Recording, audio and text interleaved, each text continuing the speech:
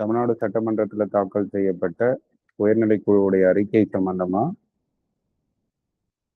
நந்தகுமார் அந்த அறிக்கை பார்ட் 1 தமிழ்நாடு சட்டமன்றத்தில் தாக்கல் செய்யப்பட்டிருக்கு கடந்த பிப்ரவரியில். ஸோ நந்தகுமார் தோழர் அது ஃபுல்லாகவே வாசிச்சிருக்காரு. ஸோ ஒரு ப்ரெசன்டேஷனும் ரெடி பண்ணியிருக்காரு. அதனால நந்தா ஒரு அரை மணி நேரம் 3/4 மணி நேரம் அவர் அந்த விஷயங்களை எக்ஸ்பிளைன் பண்ணார்னா அதுக்கப்புறம் நம்ம கேள்வி பதிலோ இல்லை கருத்துக்களோ உரையாடலோ வச்சுக்கலாம். இன்னைக்கு இணைஞ்சிருக்கக்கூடிய எல்லா தோழர்களுக்கும் நன்றி. நம்ம செஷனுக்குள்ள போகலாம். நந்தா. நன்றிங்க சரவணன். எல்லாருக்கும் வணக்கம்.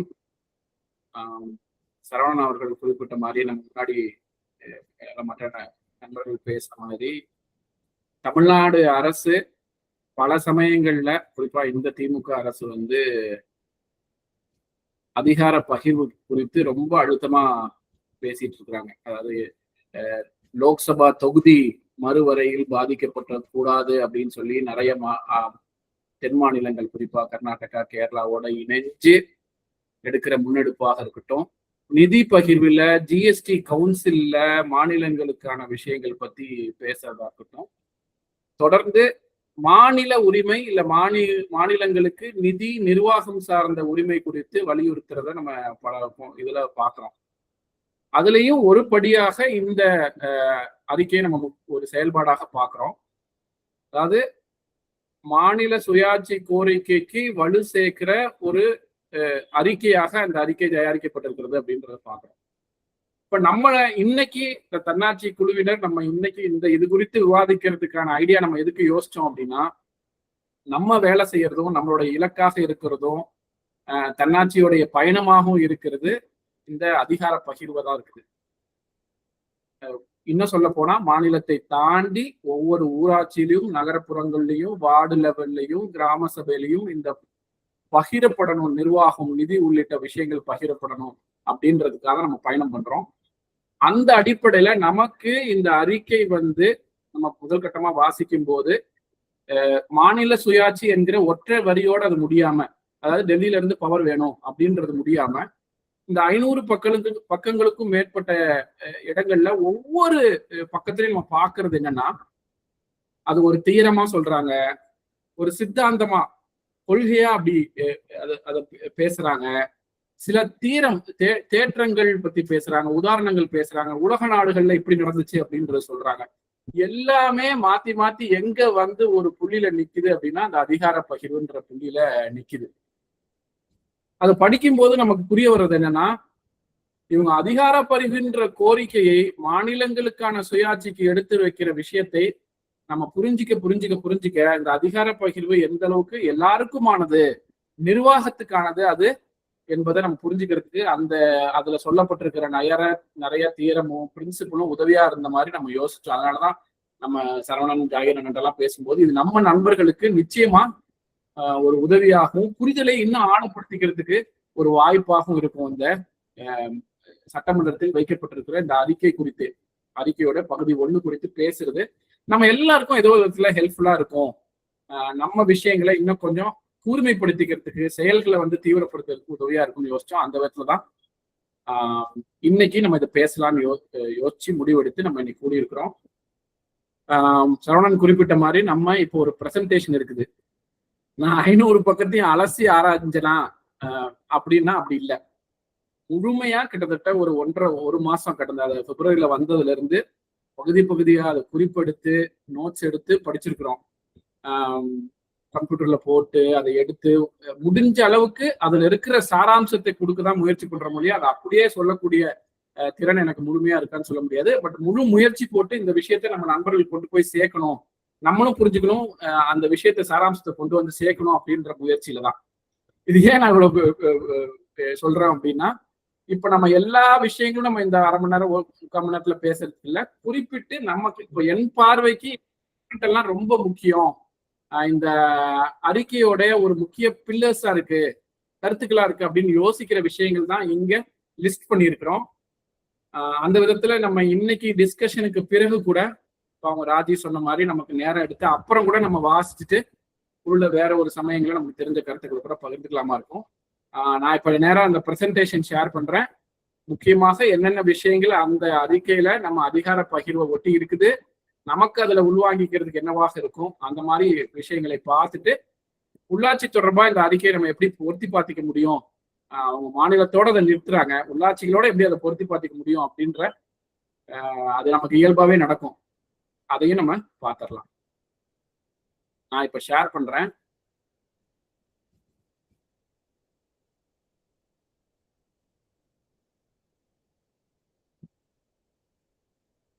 உங்களுக்கு ஸ்கிரீன் எல்லாருக்கும் தெரியும்னு நினைக்கிறேன். நீதியரசர் குரியன் ஜோசப் தலைமையிலான 3 பேர் கொண்ட குழுவாக அந்த அறிக்கை குழுவாக இருக்கிறது. கடந்த ஆண்டு குழு ஏற்பாடு செய்யப்பட்டு இந்த பிப்ரவரியில சட்டமன்றத்துல பகுதி 1ஆக அந்த அறிக்கையை பகுதி 1 தாக்கல் செய்திருக்கிறாங்க. அதோடைய தலைப்பு என்ன வச்சிருக்கிறான்னு பாருங்களேன். என்ன வச்சிருக்காங்கன்னா, ஒன்றிய மாநில உறவுகள் குறித்த உயர்நிலை குழு அப்படின்றதுதான் தமிழ்நாடு அரசால் உருவாக்கப்பட்ட நீதியரசர் குரியன் ஜோசப் தலைமையிலான ஒரு குழு அறிக்கை. அந்த அறிக்கையில சொல்லப்படுற விஷயங்கள் என்னவாக இருக்கு அப்படின்ற சாராம்சத்தை நம்ம இப்ப பாக்குறோம். அதாவது நிறைய பரிந்துரைகள் சொல்லப்பட்டிருக்கு. நம்ம சொன்னோம் இல்லைங்களா, அந்த அறிக்கையில நிறைய பரிந்துரைகள் இருக்கு. அதோடைய முக்கியமான பரிந்துரையாக இருப்பது மாநிலங்களுக்கான சுயாட்சி குறித்த கோரிக்கையா இருக்கு.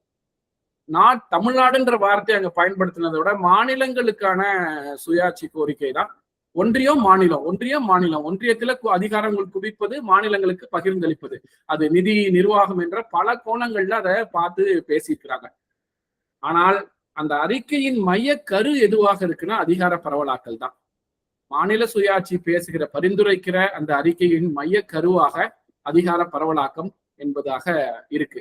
இப்ப மாநில சுயாட்சி என்பது அது மொழி சம்பந்தமாக இருக்கலாம், வெவ்வேறு கோணங்கள்ல இது பரவலாக்கப்படணும், நிர்வாகத்தில் நிதிகளில் அதிகாரங்கள் பரவலாக்கப்படணும் அப்படின்றதுதான் இந்த அறிக்கையின் ரொம்ப கோரான ஒரு விஷயமா இருக்கு. அதனாலதான் நம்ம யோசிச்சோம், நம்ம அந்த விஷயம்தான் பேசுறோம். மாநிலங்களை தாண்டி கடைசி மனிதனை பத்தியும் நம்ம பேசுறோம். அப்ப இந்த அறிக்கையில சொல்லியிருக்கிற விஷயங்கள் அந்த அதிகார பரவலை ஒட்டிதான் நம்ம பேசுறோம். அதனால நிச்சயமா நமக்கும் இதில் பெற்றுக்கொள்ள வேண்டிய கருத்துக்கள் இருக்குது அப்படின்னு தான் நம்ம யோசிச்சோம். இப்போ பாத்தீங்கன்னா, அவங்க சரவணன் குறிப்பிட்ட மாதிரி ஒரு பெரிய டீமே இதுக்கு ஒர்க் பண்ணிருக்காங்க. 3 பேர் குழுவாக இருந்தாலும் நிறைய ரிசர்ச் பீப்புள், நிறைய வல்லுநர்கள் ஒரு குழுவாக, மேபி அதெல்லாம் நீங்க டாக்குமெண்ட் எடுத்து பாத்தீங்கன்னா அது ஒரு லிஸ்டாவே ஒரே பக்கத்துல இருக்கு. அதுக்குள்ள நம்ம போக வேண்டாம் யார் யார் இருந்தாங்கன்னு. பட் அது அவங்க ஒர்க் பண்ணி என்னன்னா, உலக அளவில் வெவ்வேறு அணுகுமுறையில பல கேஸ் ஸ்டடியில பல ரிப்போர்ட்ல என்னென்ன கோட்பாடுகள்லாம் சொல்லியிருக்கிறாங்க, என்ன சித்தாந்தங்கள் அதுல இருக்கு, என்ன தீரம்ஸ், அதாவது பொலிட்டிக்கல் அண்ட் எக்கனாமிக் தீரம்ஸ், கொள்கை பாலிசி சித்தாந்தங்கள் ஆங்கிலத்துல என்ன வரும்னு எனக்கு சொல்ல தெரியல. பட் அதுல தமிழ்ல சித்தாந்தங்கள் தான் அதிகமாக அது சொல்றாங்க. அது மாதிரி கோட்பாடுகள், அது சோசியலிச சித்தாந்தமா இருக்கலாம், கம்யூனிஸ்ட் சித்தாந்தமா இருக்கலாம், அப்படி பல விஷயங்கள அங்க அந்த ஒவ்வொரு பக்கத்திலையும் கோடிட்டு காட்டப்பட்டிருக்குது. அதுல முக்கியமான சில சித்தாந்தங்கள், தேற்றங்கள், கொள்கைகளை நம்ம இன்னைக்கு பார்த்துடலாம். ஆனா அதுல எல்லாமே என்னன்னா, அதிகார பகிர்வு என்பது தவிர்க்கவே முடியாத ஒரு தேவையாக இருக்குது நிர்வாகத்தில் என்பதுதான் அந்த அனைத்து சித்தாந்தங்கள், கோட்பாடுகள், தேற்றங்கள், கொள்கைகள்ல விளக்கக்கூடியதா நம்ம பார்க்கிறோம். அதை உண்மையாலுமே ஆழமா வாசிக்கிற யாராக இருந்தாலும் சந்தேகத்துக்கு இடமின்றி நமக்கு ஒரு விஷயம் புரியும். நிர்வாகம்னு ஒண்ணு இருந்தா அங்க அதிகாரங்கள் குவிக்கப்படுவது பிரச்சனையை தான் உருவாக்கும். குறிப்பா இந்தியா போன்ற நாடுகள்ல அது பரவலாக்கி மக்கள்கிட்ட கொண்டு போய் சேர்க்கறது தான் சரியான நிர்வாகமா இருக்கும் என்பதை ஆணித்தரம் சொல்லுவாங்க இல்லையா, அதை விட ரொம்ப ஆணித்தரமாக அது வலியுறுத்துற ஒரு விஷயத்தை நம்ம உருவாக்கிக்க முடியும் ஒவ்வொரு பக்கத்தையும் படிக்கும் போது. இப்ப நம்ம உள்ள இருக்கிறதோடைய நம்ம இண்டெக்ஸ் மாதிரி இதை யோசிச்சோம். இண்டெக்ஸ்ல நான் ஏன் அந்த வல்லுநர்கள் எங்க இருந்து அதை எடுத்தாங்கன்ற பாயிண்ட்ஸை நம்ம இங்கே போட்டிருக்கிறோம். நம்ம இந்த பிரசன்டேஷன் அப்புறம் ஷேர் பண்ணலாம் பிபிடி. ஏன் அந்த குறிப்பா அந்த ஒரு உள்ளூர் அறிவின் வலிமைன்னு பேசியிருக்கிற விஷயங்களை குறிப்பா ஹயக்னு ஒருத்தர் இருந்து எடுத்திருக்கிறாங்க. இன்னும் நம்ம அதை இங்கேயும் குறிப்பிட்டு இருக்கிறோம்னா, இதுக்கப்புறமும் நம்ம அவர் ஹயக் என்ன சொல்லியிருக்கிறாருன்னு இப்ப நான் கொஞ்சம் இணையத்துல தேடும் போது நிறைய தகவல்கள் வருது. அது நமக்கு ரொம்ப ஆச்சரியமா இருக்கு. அவ்வளவு ஆராய்ச்சி பண்ணி இப்ப நம்ம எஸ்தர் தஃப்லோவோ அபிஜித் பானர்ஜியோ எந்த அளவுக்கு அவங்க ஒர்க் பண்ணியிருக்கிறாங்கன்னு நமக்கு தெரியும்.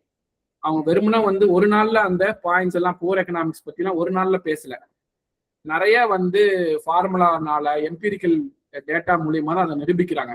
அப்படியான நோபல் பரிசு பெற்ற உண்மையாலுமே ஏதோ ஒரு இடத்துல இல்லாம மக்கள் கூட உட்கார்ந்து தகவலை சேகரித்த மனிதர்கள் சொன்ன விஷயங்களை எடுத்து எப்படியாவது இந்த அறிக்கை வந்து ஒரு வலுவான அறிக்கையா இருக்கணும்ன்றதுக்கான முயற்சி நடந்திருக்குதுன்றத வந்து பார்க்க முடிஞ்சிச்சு. அப்ப இதுல நம்ம முக்கியமா ஒரு 6 கோட்பாடுகளை அவங்க சொல்லியிருக்கிற நிறைய கோட்பாடுகள்ல 6 கோட்பாடுகள் நம்ம பார்க்கிறோம். அப்புறம் சில உதாரணங்கள், உலக அளவுல சில உதாரணங்களை அவங்க கோடிட்டு காட்டுறாங்க. கடைசியா அவங்க என்ன சொல்ல வர்றாங்கன்னா, இப்போ ஒன்றிய அரசு எந்த விதத்திலெல்லாம் அத்துமீறல் செய்கிறது, அது ஆளுநர் மூலியமாக அத்துமுறை செய்வது, மாநிலங்களுக்குரிய 7வது அட்டவணையிலிருந்து கூடிய சிக்கல்கள், நிதி நிபந்தனைகள், ஜிஎஸ்டி போன்ற விஷயங்கள்லாம் எப்படி ஒன்றிய அரசு அத்துமீறல்கள் செய்யுது என்று சொல்லியிருக்கிறாங்க. ஆனா அதிகார பரவல் என்று பேசுற அறிக்கை உள்ளாட்சி அப்படின்னு பேசுதானா இல்ல. நீங்களும் அந்த அறிக்கையில பாருங்க, நானும் முடிஞ்ச அளவுக்கு பார்த்தேன், கணினிலையும் கேட்டு பார்த்தேன். லோக்கல் கவர்மெண்ட்ஸ், லோக்கல் பாடிஸ்னால ஏதாவது அந்த இருக்குதா அப்படின்னு பார்த்தா நமக்கு தெரிஞ்ச வரைக்கும் அந்த உள்ளாட்சிகளை பற்றி கொஞ்சமும் பேசாத ஒரு அறிக்கையா தான் போயிருக்கு. ரொம்ப வசதியா அவங்க என்ன பண்ணியிருக்கிறாங்கன்னா, அதிகார பரவல் என்பது ஒன்றியம், மாநிலம், மாநிலங்கள், அவங்க தமிழ்நாடுன்னு கூட சொல்ல, மாநிலங்களுக்கான, ஒன்றியத்திலிருந்து மாநிலங்களுக்கான ஒரு விஷயமா தான் அதை வலியுறுத்துறாங்க. அப்ப இந்த பார்வை என்பது ரொம்ப குறுகிய பார்வை தான் இருக்கு. அது அப்படியாதான் நம்ம பாக்குறோம். அப்ப முக்கியமா இந்த 6 கோட்பாடுகளும் இந்த சில உதாரணங்கள் தான். ஆனா நான் முதலே சொன்ன மாதிரி இது தனிப்பட்ட முறையில நம்ம இந்த முக்கியமான கோட்பாடுகளா இது பாக்குறோமே ஒழிய இதை தாண்டி நிறைய கோட்பாடுகள் இங்க குறிப்பிட்டிருக்கிறாங்க. அதுக்கு முன்னாடி நம்ம முதல்வர் ஐயா வந்து அணிந்துரை எழுதியிருக்கிறாரு. இது அணிந்துரை பாத்தீங்கன்னா நம்ம அது ஒரு 3 பக்கம் வருது. முதல் பக்கம் தான் இமேஜ்ல இருக்கு. மையப்படுத்தல் ஒரு ஆபத்தான மாயை அப்படின்றது ரொம்ப ஸ்ட்ராங்கா அதுல அந்த 3 பக்கத்துடைய அவருடைய அணிந்துரையிலையும், இது வந்து அதிகார குவிப்பு என்பது திறனை அதிகரிக்கும் என்று தவறா கருதுறீங்க, நீங்க மையப்படுத்துவது என்பது ஒரு ஆபத்தான மாயை என்பதை அந்த அணிந்துரையில அவரு ஸ்டாலின் அவர்கள் குறிப்பிட்டிருக்கிறத நம்ம பார்க்க முடியுது. அதை ரொம்ப ஸ்ட்ராங்கா அதை சொல்றாரு. மாநிலங்களை பலவீனப்படுத்துவது நாட்டையே வந்து பலவீனப்படுத்தும் அப்படின்றது அந்த அணிந்துரையுடைய சாராம்சமாக இருக்கு. உண்மையாலுமே இது படிக்கும் போது இவங்க வந்து ஸ்டேட்டை மட்டும் மனசுல வச்சிருக்கிறாங்களா, இல்ல அதிகார பரவலை உள்வாங்கிட்டு தான் இப்படி மையப்படுத்தல் ஒரு ஆபத்தான மாயை என்று சொல்றாங்களா, இல்ல இவங்க அந்த மாயையில இருந்து விலகிட்டாங்களா அப்படின்றது நமக்கு புரியல. இவங்களே ஒரு மாயையில இருக்காங்களோன்னு தோணுது. மையப்படுத்தல் ஒரு ஆபத்தான மாயை என்பதை ரொம்ப ஸ்ட்ராங்கா வந்து அவர் சொல்லியிருக்கிறாரு. இந்த வார்த்தை வந்து அதை குறிப்பிடணும்னு தோணுச்சு. அது வந்து மாநிலங்களை பலவீனப்படுத்துது, நாட்டையும் பலவீனப்படுத்தணும்னு சொல்லியிருக்கிறாரு. ஆனா எந்த விதத்திலையும் அவரு மற்ற நிர்வாக முறையாக இருக்கக்கூடிய கூட்டுறவு சங்கங்களையோ, நீர் மேலாண்மை பிரிவுகளையோ, உள்ளாட்சிகள் பத்தியோ அவங்க பேச கிடையாது. அது இந்த அறிக்கையோட கான்டெக்ட்குள்ள வரல அப்படின்றதும் சொல்லலாம். இந்த அறிக்கையோட நோக்கம் வந்து உள்ளாட்சிகள் பத்தி பேசுறது இல்ல, மாநில ஒன்றிய உறவுகள் பற்றுதான் அப்படின்றது நம்ம சொல்லப்படலாம். இருந்தாலும் இந்த ஃபுல்லா இந்த அறிக்கையை படிக்கும் போது இது அதிகார பகிர்வை தான் அதிகமா வலியுறுத்தும் போது இந்த மாயை என்பதை அவங்க வலியுறுத்தி இருக்கிறாங்க. அடுத்த ஒரு முக்கியமான இப்ப அந்த அணிந்துரையை தாண்டி உள்ள இருக்கக்கூடிய கோட்பாடுகள்ல நம்ம என்ன பாக்குறோம் அப்படின்னா, நாலேஜ் ப்ராப்ளம்ன்றது என்ன சொல்றாங்க அப்படின்னா, உள்ளூர் அறிவின் வலிமை. தமிழ்ல சரியா அதை மொழிபெயர்க்கும் போது நாலேஜ் சிக்கல்னு, அதாவது அறிவு சிக்கல்னு வரல, உள்ளூர் அறிவின் வலிமை அப்படின்றதான் பேசுறாங்க. அது அறிக்கையில என்ன சொல்றாங்கன்னா, சமூகத்தின் நல்லா இது நமக்கு தெரிஞ்சதுதான், இருந்தாலும் ஒரு நிர்வாகம்னு வரும்போது சமூகத்தின் உண்மையான அறிவு மற்றும் தேவைகள் மக்கள் மத்தியில தான் பரவி கிடக்குது.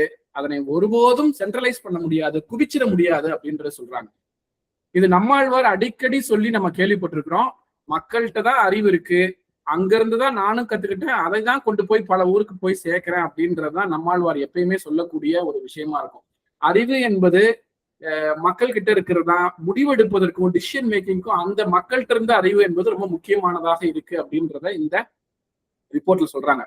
ஆனா இது மக்கள் தொகை கணக்கெடுப்பா இருக்கலாம், ஒரு மலை அளவா இருக்கலாம், ஜிடிபி மொத்த உள்நாட்டு உற்பத்தியா இருக்கலாம். இந்த தகவல்கள்லாம் அரசாங்கம் எடுக்கிறாங்க இல்லைங்களா, இந்த அறிவியல் பூர்வமான புள்ளி விவரங்கள் அரசாங்கம் எடுக்கிறாங்க இல்லைங்களா, இதெல்லாம் முக்கியம் இல்லையானா ரொம்ப நல்ல விஷயம். என்னன்னா இது ரொம்ப அன்பயஸ்டா, சார்பு இல்லாம இந்த அறிக்கையில சில தேற்றங்களை, தேரிகளை, கொள்கைகளை கொண்டு வந்திருக்கிறாங்க. என்னன்னா, நிச்சயமா அரசாங்கம் எடுக்கக்கூடிய புள்ளி விவரங்கள், அறிவியல் பூர்வமான தகவல்கள் தேவைதான், நிச்சயமா அதை மாற்றுக்கிறது இல்லை. ஆனா இன்னொரு அறிவியல் தகவல்ல இன்னொரு பக்கம் இருக்கு. என்னன்னா, அந்த குறிப்பிட்ட இடத்தின் அந்த பகுதியின் அறிவு, மக்கள்கிட்ட இருக்கிற அறிவு என்பதும் திட்டமிடுவதற்கு, அது நிர்வாக திட்டமிடலா இருக்கலாம், பொருளாதார முடிவெடுக்கிற திட்டமிடலா இருக்கலாம், இந்த அறிவு ரொம்ப முக்கியமான அறிவாக இருக்குது. அதாவது மக்கள்கிட்ட இருக்கிற இந்த இரண்டாவது, இந்த பாக்ஸ்ல கீழே பாக்ஸ்ல பாத்தீங்கன்னா, மக்கள்கிட்ட இருக்கிற இந்த இரண்டாவது வகை அறிவு அறிவியல் அறிவை போல மிக முக்கியமானது, அதுல மாற்று கருத்து இல்லை. ஆனா இதை நீங்க வந்து குவான்டிடைஸ் பண்ணிடலாம்,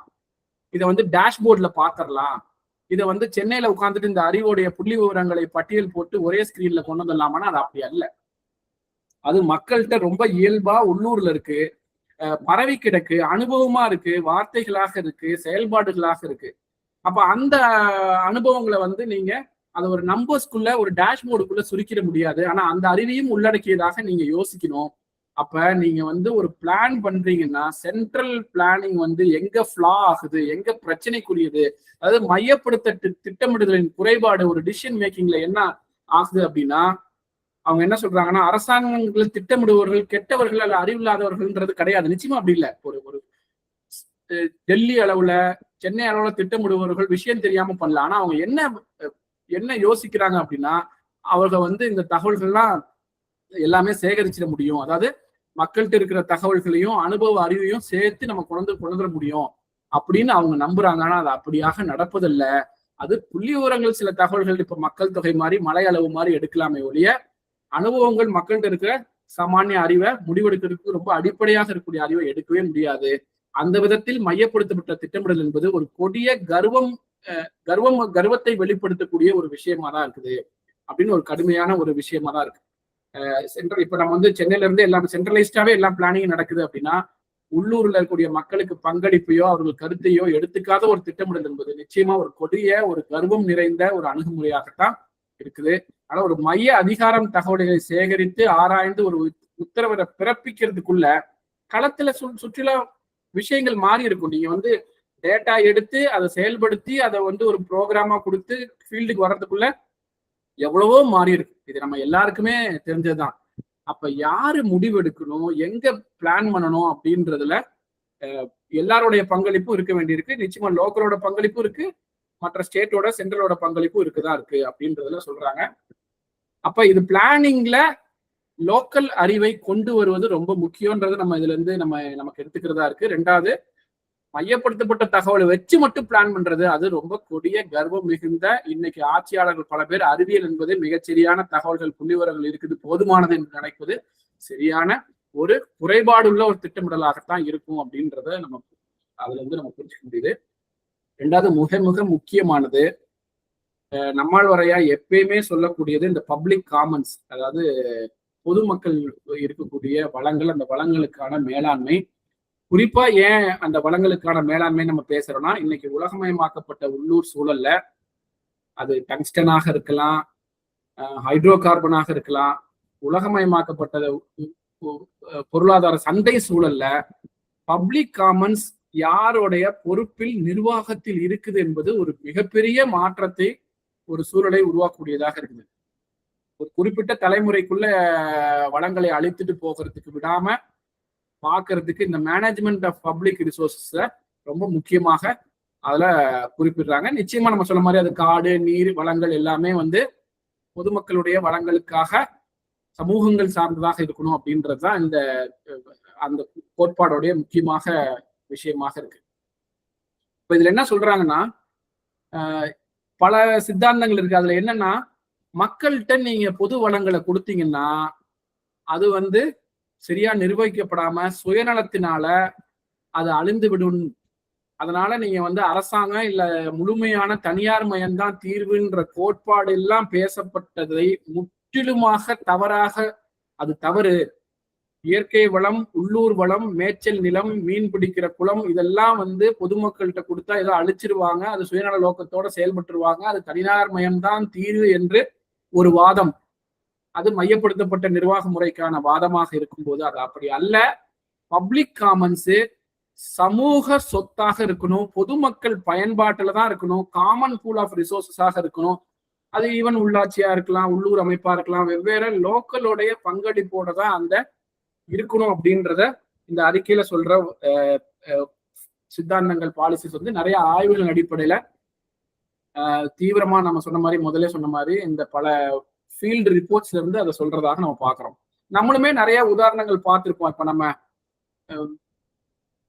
இது இப்ப நம்ம போட்டோல ஸ்கிரீன்ல பாக்குறது வந்து ராஜஸ்தான்ல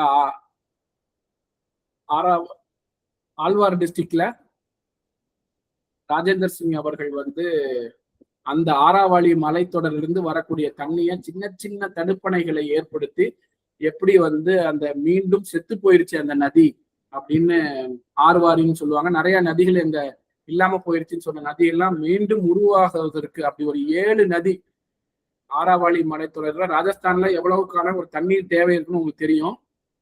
நம்ம சரவணன்லாம் நிறைய அங்க இருந்து வேலை செஞ்சிருக்கிறாங்க. நம்ம போய் பார்த்ததுல அது ஒரு முக்கியமான வேலை. இது எதுக்கு நம்ம இங்க குறிப்பிடுறோம் அப்படின்னா, ராஜஸ்தானின் ஆராவளி மலைத்தொடரில் இருந்து வழிந்து வர தண்ணியை அங்கங்க மக்கள் சேமிச்சு வச்சு சின்ன சின்ன தடுப்பணைகளை ஏற்படுத்தி மக்கள் அவங்களுக்குள்ள அந்த நிர்வாக முறைகளை பண்ணிக்கிட்டு தான் அந்த வந்து ஒரு நதிகளை மீட்டெடுக்கிறதுக்கான ஒரு முக்கியமா பணிகளை செஞ்சாங்க. நீங்க ஸ்கிரீன்ல பாக்குறது வந்து ஆர்வாரி ரிவர் பார்லிமெண்ட்னு. என்னன்னா அந்த மாதிரி நதிகள் எல்லாமே வந்து மக்கள் சின்ன சின்ன தடுப்பணைகளை ஏற்படுத்தி நிலத்துக்குள்ள இருக்கக்கூடிய நீரை சேகரிச்சு கேணியில வந்து தண்ணி அதிகரிச்சு விவசாயம் பெருகின பிறகு டிபார்ட்மெண்ட் வருது. மீன் குத்தகை நாங்க தான் விடுவோம். ஹமீர்பூர்ன்ற ஒரு இடத்துல நீங்க நிச்சயமா இன்னைக்கும் ஒரு கேஸ் ஸ்டடி இருக்கும், நீங்க நெட்ல பாருங்க. தருண் பாரத் சங் ஹமீர்பூர் அப்படின்னு போட்டீங்கன்னா மக்கள் வேலை செஞ்சு இயற்கை வளங்கள்லாம் பாதுகாத்து கேணியில தண்ணி அதிகப்படுத்தி மீன் வளங்கள் பெருகின பிறகு பிஷரி டிபார்ட்மெண்ட் வந்து குத்தகை நாங்க தான் எடுப்போம்னு சொல்லும் போது மிகப்பெரிய போராட்டத்தை ஹமீர்பூர்ல எடுக்கிறாங்க. அதுக்கப்புறம் அவங்க மக்கள் முடிவு பண்றாங்க, இந்த பகுதியுடைய நதிகளுக்கு ஓரங்கள்ல இருக்கக்கூடிய கிராம மக்கள்லாம் சேர்ந்து அவங்க ஒரு ரிவர் பார்லிமெண்ட்ன்றதே உருவாக்கி செஞ்சிருக்கிறாங்க. அந்த ரெக்கார்ட்ஸ் எல்லாம் போய் பார்த்தோம். ரொம்ப அழகா அந்தந்த பகுதிகளுக்கு ஒரு ரூல்ஸ், இந்த நீரை இப்படிதான் பயன்படுத்தணும், போர் பயன்படுத்தக்கூடாது, ரொம்ப கேஷ் கிராப் பயன்படுத்தக்கூடாதுன்னு சில விதிகளை மேற்கொண்டு மக்கள் அந்த நீரை எவ்வளவு அழகா நீர் மேலாண்மை செஞ்சிருக்காங்க. இங்க கவர்மெண்டோட ரோலா மக்களோட ரோலானா மக்களுடைய ரோல் தான் நம்ம அதிகமா இங்க பார்க்க முடியுது. இது ராஜஸ்தான் உதாரணம் சொல்றதுன்னு மட்டும் இல்ல, இப்ப நம்ம தமிழ்நாட்டிலே இப்ப நம்ம அருள் ராஜேஷ் இருக்காங்க. அருள் ராஜேஷ் ஊர்ல கொல்லிமலை அடிவாரத்தில் அருமையான தண்ணி இருக்கும். நீங்க அருள்ராஜேஷ் அவர் ஊருக்கு போனீங்கன்னா கண்டிப்பா அங்க போய் அந்த ஒரு நிலத்தடி நீர் எடுத்து அப்படியே சும்மா பைப்ல இருக்கிறத குடிச்சு பாருங்க, சில்லுன்னு இருக்கும், அவ்வளவு நல்லா இருக்கும் தண்ணி. ஆனா அந்த தண்ணியை வந்து கொல்லிமலை சாரன்னு சொல்லி ஒரு டேங்கர் லாரி இவர் பொறுப்புக்கு வர்றதுக்கு முன்னாடி 2020க்கு முன்னாடி கொல்லிமலை சாரன்னு சொல்லி நாமக்கல்ல இருக்க ஹோட்டலுக்கு கம்பெனிகளுக்கு எல்லாம் வித்துட்டு இருந்தாங்க. இவர் போய் அதை தடுத்து நிறுத்தி அங்க ஒரு பொது குழு கிணற்றை தூர்வாரி நிறைய வேலைகள் செஞ்சாங்க. அது மாதிரி பப்ளிக் காமன்ஸுக்கான முடிவெடுக்கிற பொறுப்புகள் வந்து உள்ளூர் அளவுல இருக்கணும் அப்படின்றது நம்ம இந்த முக்கியமான கோட்பாடுகள்ல பொது வளங்களின் மேலாண்மை என்பது மக்களுக்கு அருகாமையில் இருக்கணும், லோக்கல் கவர்மெண்ட்ல இருக்கணும், அதிகார பகிர்வு அது சென்ட்ரலைஸ் ஆயிடக்கூடாது என்பதுல அந்த விஷயங்கள் முக்கியமா சொல்றாங்க. மூன்றாவது மிக முக்கியமான அதுல சொல்லப்படுற விஷயம் வந்து துணை அமைப்பு கொள்கை. இது வந்து துணை அமைப்பு கொள்கை, நானும் அவர் சரவணன்ட்ட பேசும்போது இது சரியான மொழியாக்கமான்னு தெரியல, பட் ஆனா இந்த ரிப்போர்ட்ல இந்த வாக்கியம் தான் பயன்படுத்தியிருக்கிறாங்க. பிரின்சிபல் ஆஃப் சப்சிடியாரிட்டி, என்ன சொல்ல போனா நம்ம அதிகார பரவலாக்கல் கொள்கைன்னு கூட வச்சுக்கலாம். இந்த பிரின்சிபல் ஆஃப் சப்சிடியாரிட்டியை இந்த இந்த இந்த அறிக்கையில ரொம்ப ஸ்ட்ராங்கா பேசுறாங்க. பேராசிரியர் பழனித்துறை ஐயா அவர்கள் வந்து 1990 வந்து அதிகார பரவலின் அடிப்படைகள்னு ஒரு கட்டுரை எழுதினாங்க. அந்த கட்டுரைகள்ல நான் சொல்றது ஒரு 30 ஆண்டுக்கு முன்னாடி அவர் எழுதின அந்த கட்டுரையிலே இந்த பிரின்சிபல் ஆஃப் சப்சிடியாரிட்டியை எக்ஸ்பிளைன் பண்ணியிருப்பாங்க. அதுல ரொம்ப அழகா அந்த சப்சிடியாரிட்டி கொள்கை அல்ல அதிகார பரவல் கொள்கை என்ன சொல்லுது அப்படின்னா, ஒரு அமைப்பு செய்யக்கூடிய வேலையை, செய்ய முடிகிற ஒரு வேலையை அந்த அமைப்பு தான் செய்யணும். எந்த சூழ்நிலையிலையும் அதற்கு மேல சைட்ல பின்னாடி இருக்கக்கூடிய அமைப்புகள் செய்யவே கூடாது. அந்தந்த பகுதி அமைப்பு அந்தந்த பகுதி வேலைகளை முக்கியமா அவங்களால ஒரு வேலையை செய்ய முடிஞ்சதுன்னா அதை அவங்கதான் செய்யணும். தமிழ்நாட்டுல பஞ்சாயத்து வாங்கக்கூடிய வீட்டு வரி, குடிநீர் கட்டணம், அப்படி மக்கள் கிட்ட இருந்து வாங்கக்கூடிய வரியை பஞ்சாயத்தினால நிர்வாகம் பண்ண முடிஞ்சு அவங்களால ஒரு பேங்க் அக்கௌண்ட் மெயின்டைன் பண்ணி அந்த பணத்தின் மூலியமா மக்களுக்கான வேலைகளை செய்ய முடிந்தால் நிச்சயமாக அந்த பஞ்சாயத்து தான் அந்த வேலையை செய்யணுமே ஒழிய, அந்த பஞ்சாயத்து தான் அந்த பேங்க் அக்கௌண்ட் மெயின்டைன் பண்ணுமே ஒழிய, சென்னையில் இருந்து கொண்டு பஞ்சாயத்துடைய சின்ன சின்ன வரிகளை கொண்டு வந்து போடுன்னு சொல்லி ஒரு அக்கௌண்ட் ஓபன் வச்சு செய்யறது வந்து சப்சிடியாரிட்டி கொள்கையே ஆகாது. அது சென்ட்ரலைசேஷன் கொள்கை. அப்ப தமிழ்நாடு அரசு டெல்லி கிட்ட பேசும்போது என்ன மொழியில பேசுது அப்படின்னா சப்சிடியாரிட்டி மொழியில பேசுது, பிரின்சிபல் ஆஃப் சப்சிடியாரிட்டின்னு பேசுது, துணை அமைப்பு கொள்கைன்னு பேசுது. முடிவெடுக்கும் போது எங்கள் நிலையில் மாநில அளவில் செய்ய வேண்டிய வேலைகளை மாநிலங்கள் செய்யணும், அதில் ஒன்றிய அரசின் தலையீடு இருக்கக்கூடாதுன்னு பேசுது. நீங்க வெளியுறவு கொள்கையை பாருங்க, பாதுகாப்பை பாருங்க, ட்ரெயினை விடுங்க, ஆனா குடிதண்ணீரையும் மற்ற விஷயங்களையும் நாங்க பாத்துக்கிறோம் அப்படின்னு சொல்றாங்க. ரொம்ப குறிப்பா சொன்னா கழிவறை கட்டுவதற்கு டெல்லியிலிருந்து உத்தரவு தேவையா அப்படின்றதும் அந்த அறிக்கையில வருது. நம்மளும் அதே தான் கேட்கிறோம். நம்மளும் என்ன கேட்கிறோம் அப்படின்னா சப்சிடியாரிட்டி பிரின்சிபிள் தான் தன்னாட்சியும் பேசுது. தன்னாட்சி இதே விஷயங்கள் தான் பேசுது.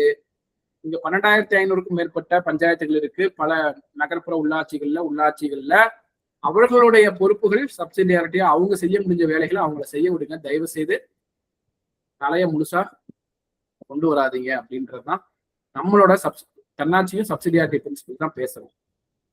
அப்ப ரொம்ப ஸ்ட்ராங்கா வந்து லோக்கல் கவர்மெண்ட்ஸ் இருக்கணும் அப்படின்றதுதான், அடிநிலை அமைப்பே அதிகாரத்தின் மையமாக இருக்கணும் அப்படின்றதுதான் அந்த அரசாங்க பணிகள் செயல்திறனுடன். நம்ம பாருங்களேன், அரசாங்க பணிகளை செயல்திறனுடன் செய்யக்கூடிய மிகவும் அடிநிலை உள்ள அமைப்பே செய்ய வேண்டும். இதுதான் கூட்டாட்சியின் மையக்கரு அப்படின்னு ரொம்ப ஸ்ட்ராங்கா இந்த இதுல பேசுறாங்க. நம்ம நேரம் கிடைக்கும் போது இந்த அறிக்கையில இருக்கக்கூடிய சப்சிடியாரிட்டி பிரின்சிபல் பத்தி பார்க்கலாம். இது ரொம்ப மையக்கரு அப்படின்ற வார்த்தையெல்லாம் பயன்படுத்தி ரொம்ப ஸ்ட்ராங்கா இந்த பிரின்சிபலை வலியுறுத்துறது தமிழ்நாடு மாநில அரசா இருக்கு. நம்ம அதை பார்க்கணும். டிஸ்ட்ரிபியூட்டட் சிஸ்டம்ஸ் 4வது பாயிண்ட் என்ன சொல்றாங்கன்னா டிஸ்ட்ரிபியூட்டட் சிஸ்டம்ஸ். அதாவது இது ரொம்ப எளிமையான புரியக்கூடிய ஒரு விஷயம் தான். ஒரே ஒரு அமைப்புல இருந்து முடிவெடுக்கிற மாதிரி இருந்தா அது ஒரு அமைப்பு உடஞ்சதுன்னா மொத்த கட்டமைப்பும் போயிடும். அதனால பல முடிவெடுக்கிற அமைப்புகள் இருக்கும். ஏதாவது ஒரு முடிவு அமைக்கிற பிரச்சனை இருந்துச்சுன்னா அது மற்ற அமைப்புகளை பாதிக்காது அப்படின்னு இவங்க சொல்றாங்க. இப்ப நம்ம நேத்து வந்து ஒரு தமிழ் இந்துல ஒரு கட்டுரை வந்திருந்துச்சு. எப்பவுமே கட்டுரை வந்த பிறகு மின்னஞ்சல் வரும், திட்டியும் எழுதுவாங்க, வாழ்த்தியும் வரும். என்னன்னு தெரியல, நேத்து ரெண்டும் இருந்துச்சு. அதுல ஒரு நண்பர் என்ன எழுதியிருந்தாரு, நீங்க கேரளா சொல்றீங்க, கேரளால ஒரு குறிப்பிட்ட கூட்டுறவு எவ்வளவு ஊழல் நடந்திருக்குது, இந்த காம்ரேட்ஸ் எல்லாம் என்ன பண்ணிட்டு இருக்கிறாங்க தெரியுமா உங்களுக்கு அப்படின்னு சொன்னாரு. இப்ப நம்ம என்னன்னா கூட்டுறவு இல்ல குடும்பஸ்ரீ இல்ல பஞ்சாயத்து என்பது கேரளத்தில் பல முடிவெடுக்கும் மையங்கள் இருக்கு. அதுல அவர் குறிப்பிட்டது ஒரு குறிப்பிட்ட கூட்டுறவுல இவ்வளவு ஊழல் நடந்திருக்கு அப்படின்றது ஒரு புள்ளியா இருக்கு. ஆனா ஒட்டுமொத்தமாவே வந்து அந்த அதிகாரத்தை ஒரு இடத்துல வச்சுக்கிட்டு முடிவெடுக்கல, அங்க பரவலாக்கி இருக்கிறாங்க அப்படின்னா அவருக்கு நம்ம சொல்ல வேண்டிய பதிலா இருக்கு. அப்ப இதுல என்ன சொல்ல வர்றாங்கன்னா சென்ட்ரல் கவர்மெண்ட் ரொம்ப பவர்ஃபுல்லா ஆயிடுச்சுன்னா, ஸ்டேட்ஸ் எல்லாம் வீக்கில் ஆயிடுச்சுன்னா இந்தியாவுக்கே பேராபத்து, தோல்வியில் போய் முடியும். ஒரு பகுதி தோல்வி அடைந்தால் பகிர்ந்த அமைப்புகள் செயல்படும். ஆனால் மையப்படுத்த அமைப்புல நெகிழ்வுத்தன்மை இல்லாத ஒரு சூழல்ல ஒரு மையப்படுத்த அமைப்பு பிரச்சனையாச்சுன்னா ஒட்டுமொத்த இந்தியாவுக்கும் பிரச்சனையாகும் அப்படின்றத சொல்லியிருக்கிறாங்க. இது நம்ம எளிமையா புரிஞ்சக்கூடியதாகத்தான் இருக்கு. அப்புறம் என்ன சிம்பிளா சொல்லணும்னா செயல்திறன், மைய அரசு ரொம்ப வேலைகளை எடுத்துருச்சுன்னா அதோடைய செயல்திறன் போயிடும். ரொம்ப வலுவை தூக்கிச்சுன்னா நடக்க முடியாம அது மந்த நிலைக்கு போயிடும். இந்த மாதிரியான விஷயங்கள் செயல்திறன் இழக்கும் மைய அரசுன்றத வாதிடுறாங்க. அதே மாதிரி கடைசியா அவங்க சொல்லக்கூடிய ஒரு விஷயமா, கடைசியா நம்ம அவங்க சொன்னதுல நம்ம எடுத்துக்கிட்டதுல கொள்கை கோட்பாடுகள்ல முக்கியமா இருக்கிறது லேர்னிங் பை டூயிங்ன்றத ரொம்ப வலியுறுத்துறாங்க. அதாவது ஸ்டேட்டுக்கு பவர் கொடுங்க, சில விஷயங்கள் நீங்க பினான்ஸ் சம்பந்தமா முடிவெடுக்க முடியாதுன்னு நீங்க நினைக்கலாம், ஆனா நாங்க செஞ்சு காட்டுவோம். மாநிலங்களுக்கு நீங்க அதிகாரம் கொடுத்து அவங்க வேலை செஞ்சுதான் கத்துக்குவாங்க. மாநில மக்களா இருக்கட்டும், மாநில நிர்வாக முறையா இருக்கட்டும், செயல் வழி கற்றல் தான் அதிகார பகிர்வுக்கான முக்கியமான விஷயமா இருக்கு. செய்ய விடுங்க, மாநிலங்களுக்கான அதிகாரங்களை பகிர்ந்து கொடுங்க அப்படின்னு அவங்க சொல்றாங்க. நம்மளும் இதே தானே சொல்றோம். நீங்க வீடியோ கையில எல்லாத்தையும் கொண்டு போகிறதோ, கலெக்டர் கையில எல்லாத்தையும் கொண்டு போறதோ இல்ல. தவறு செஞ்சாலும் அங்க ஒரு பெண் தலைவர் இருக்கிறாங்க, ஒரு பட்டியலின பெண் தலைவர், ஒரு பழங்குடி தலைவர் இருக்கிறாங்க. அவங்க செய்யணும்னு நினைக்கிறாங்க, அவங்க செய்ய விடுங்க, அவங்க செய்யட்டும். அவங்க உள்ளாட்சியில தவறுகள் நடந்தாலும் அதை சரி செஞ்சுக்க முடியும் அப்படின்றதான் நம்ம சொல்றோம். பல சமயங்கள்ல இன்னைக்கு கூட ஒரு மூத்த பத்திரிகையாளர் சொன்னாரு. நான் ஏன் உதாரணம் சொல்றேன்னா, தமிழ்நாட்டில் முக்கியமான கருத்துக்களை கொண்டு போய் சேர்க்கக்கூடிய மூத்த பத்திரிகையாளர் சொல்றாரு, இன்னைக்கு பஞ்சாயத்து தலைவர்கள் எவ்வளவு பெரிய ஊழல் செஞ்சுட்டு இருக்கிறாங்க, நீங்க அவங்களுக்கு அதிகாரங்களை கொண்டு போய் சேர்க்க சொல்றீங்க, பிடிஓ வந்து செக்ரட்டரி மேல டிசிப்ளினரி ஆக்ஷன் எடுக்கக்கூடாதுன்னு நீங்க சொல்றீங்க அப்படின்னு அவர் பாயிண்ட் சொல்றாரு. அவர்கிட்ட நம்ம தான் சொல்றோம், நம்ம உள்ளாட்சின்னு பேசுறது தலைவராக மட்டும் பேசல, ஆனா தலைவர் அங்க ஒரு முக்கியமான இடத்துல இருக்கிறாங்க. உள்ளாட்சி நிர்வாகம் இன்னைக்கு ஏன் இவ்வளவு செயல்பட முடியாம அதுக்கான வாய்ப்புகளை, செயல்வழி கற்றல் முறைகளை வாய்ப்புகளே கொடுக்காமையும் முடிவுகள் எல்லாத்தையும் மாநிலங்கள்ல இருந்து எடுக்கிறதும் இல்ல அங்க பேரை சொல்லிட்டு செயல்படக்கூடியதாகவும் இருக்குது. அவர்கிட்ட சொன்ன நம்ம ஒரே ஒரு விஷயம் என்னன்னா, சரி தலைவர்னால பிரச்சனை வருதுன்னு சொல்றீங்கன்னா, இல்ல தலைவர் ஊழல்வாதியா இருக்கிறாங்க அப்படின்னு சொன்னீங்கன்னா, எலெக்ஷன் நடக்காத காலகட்டத்துல அது 2016 இருந்து 2020 வரைக்கும் 2020 ஜனவரியா இருக்கட்டும், இல்ல இப்ப கடந்த ஓராண்டுகளா இருக்கட்டும், தலைவரும் இல்ல, வார்டு மெம்பரும் இல்ல, யாரு மக்கள் பிரதிநிதியுமே உள்ளாட்சிகள் இல்ல. அப்ப என்ன நடக்குது? அப்படியே ரொம்ப வெளிப்படையான நிர்வாகம் நடக்குது. உண்மையை சொல்ல போனா முந்தைய விட 6th state finance commission report சொன்னதுமே என்னன்னா, அந்த சமயத்துல வேலைகளும் நடக்கல, ஊழல் நம்ம பார்த்த வரைக்கும், நேரடியா பார்த்த வரைக்கும் அந்த காலகட்டத்துல முந்தைய விட ஊழலும் அதிகமாயிருக்கு. கட்சியுடைய ஒன்றிய மாவட்ட செயலாளர்கள், கிளை செயலாளர்கள் தான் ஊழலை பெருக்கக்கூடிய சூழல் தான் இருக்கு.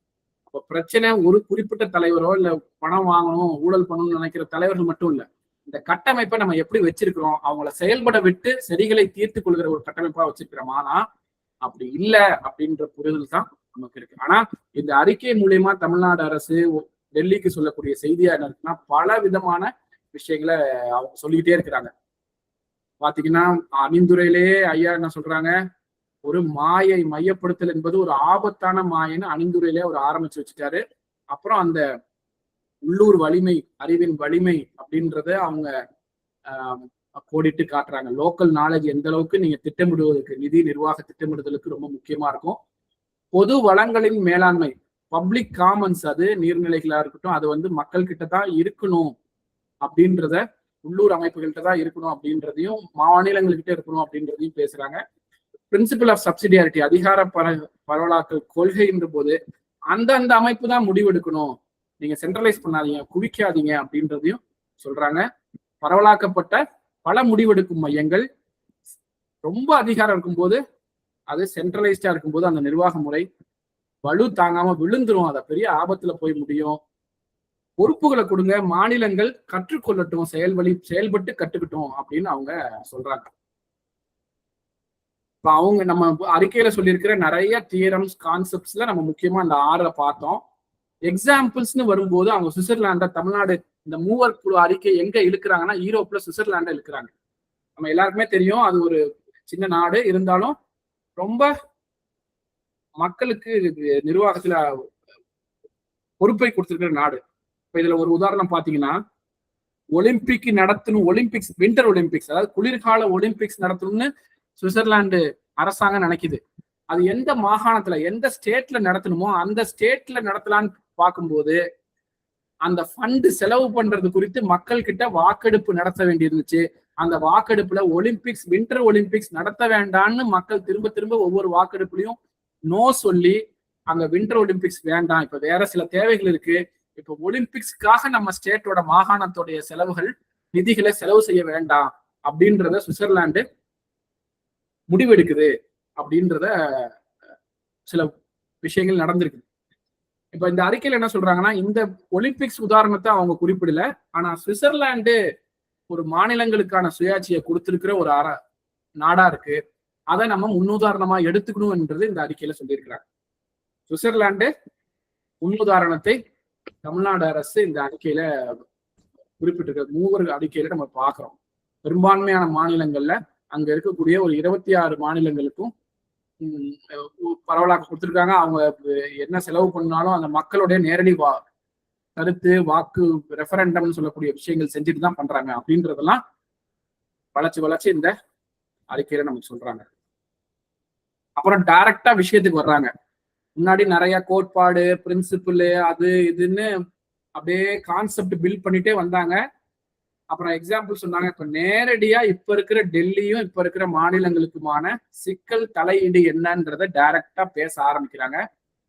அப்போ வந்து கவர்னர்கள் மூலியமாக மறைமுகமா ஆட்சி நடத்துறது, அப்புறம் ஸ்டேட் லிஸ்ட், கன்கரண்ட் லிஸ்ட் விஷயங்கள்ல டெல்லி தலையிடுவது, அக்ரிகல்ச்சர் மாதிரி, உயர்கல்வி மாதிரி, நீட்டு மாதிரியான விஷயங்கள்ல தலையிடுவது, போன்ற விஷயங்கள் வந்து எந்த அளவுக்கு இன்னைக்கு ஒன்றிய அரசு மாநிலங்களை ஒடுக்கக்கூடியதாக இருக்கு, அந்த சிக்கல்கள் எல்லாத்தையும் அவங்க குறிப்பிடுறாங்க. நிதி சம்பந்தமான விஷயங்களும் சொல்றாங்க. நிதியை நீங்க ஒண்ணு சொல்றீங்க, அதுல வந்து இப்ப செஸ்ஸா இருக்கலாம், சில விஷயங்கள்ல ரொம்ப கட்டுப்பாடுகள் அதிகமாக இருக்கு. ஒன்றிய நிதி கொடுக்குது மாநிலங்களுக்கு, ஆனா கட்டுப்பாடுகள் நிதியின் இந்த சார்பு நிலை காரணமா மாநிலங்கள் தங்கள் பொறுப்பை அப்படியே சென்ட்ரலுக்கு கொடுக்குற மாதிரியான சிக்கல்கள் இருக்கு அப்படின்னு நிறைய, அது கொஞ்சம் நம்ம புரிஞ்சுக்கிறதுக்கு கஷ்டமா இருந்துச்சு. ஜிஎஸ்டி போன்ற மேபி எக்ஸ்பர்ட்ஸ் இன்னும் கொஞ்சம் நல்லா விளக்குவாங்களா இருக்கட்டும். நமக்கு அந்த கிரக்ஸ் என்ன புரிஞ்சுச்சு அப்படின்னா, நிதி கட்டுப்பாடுகள் மிகப்பெரிய சிக்கலை உருவாக்குது அப்படின்றதுதான்.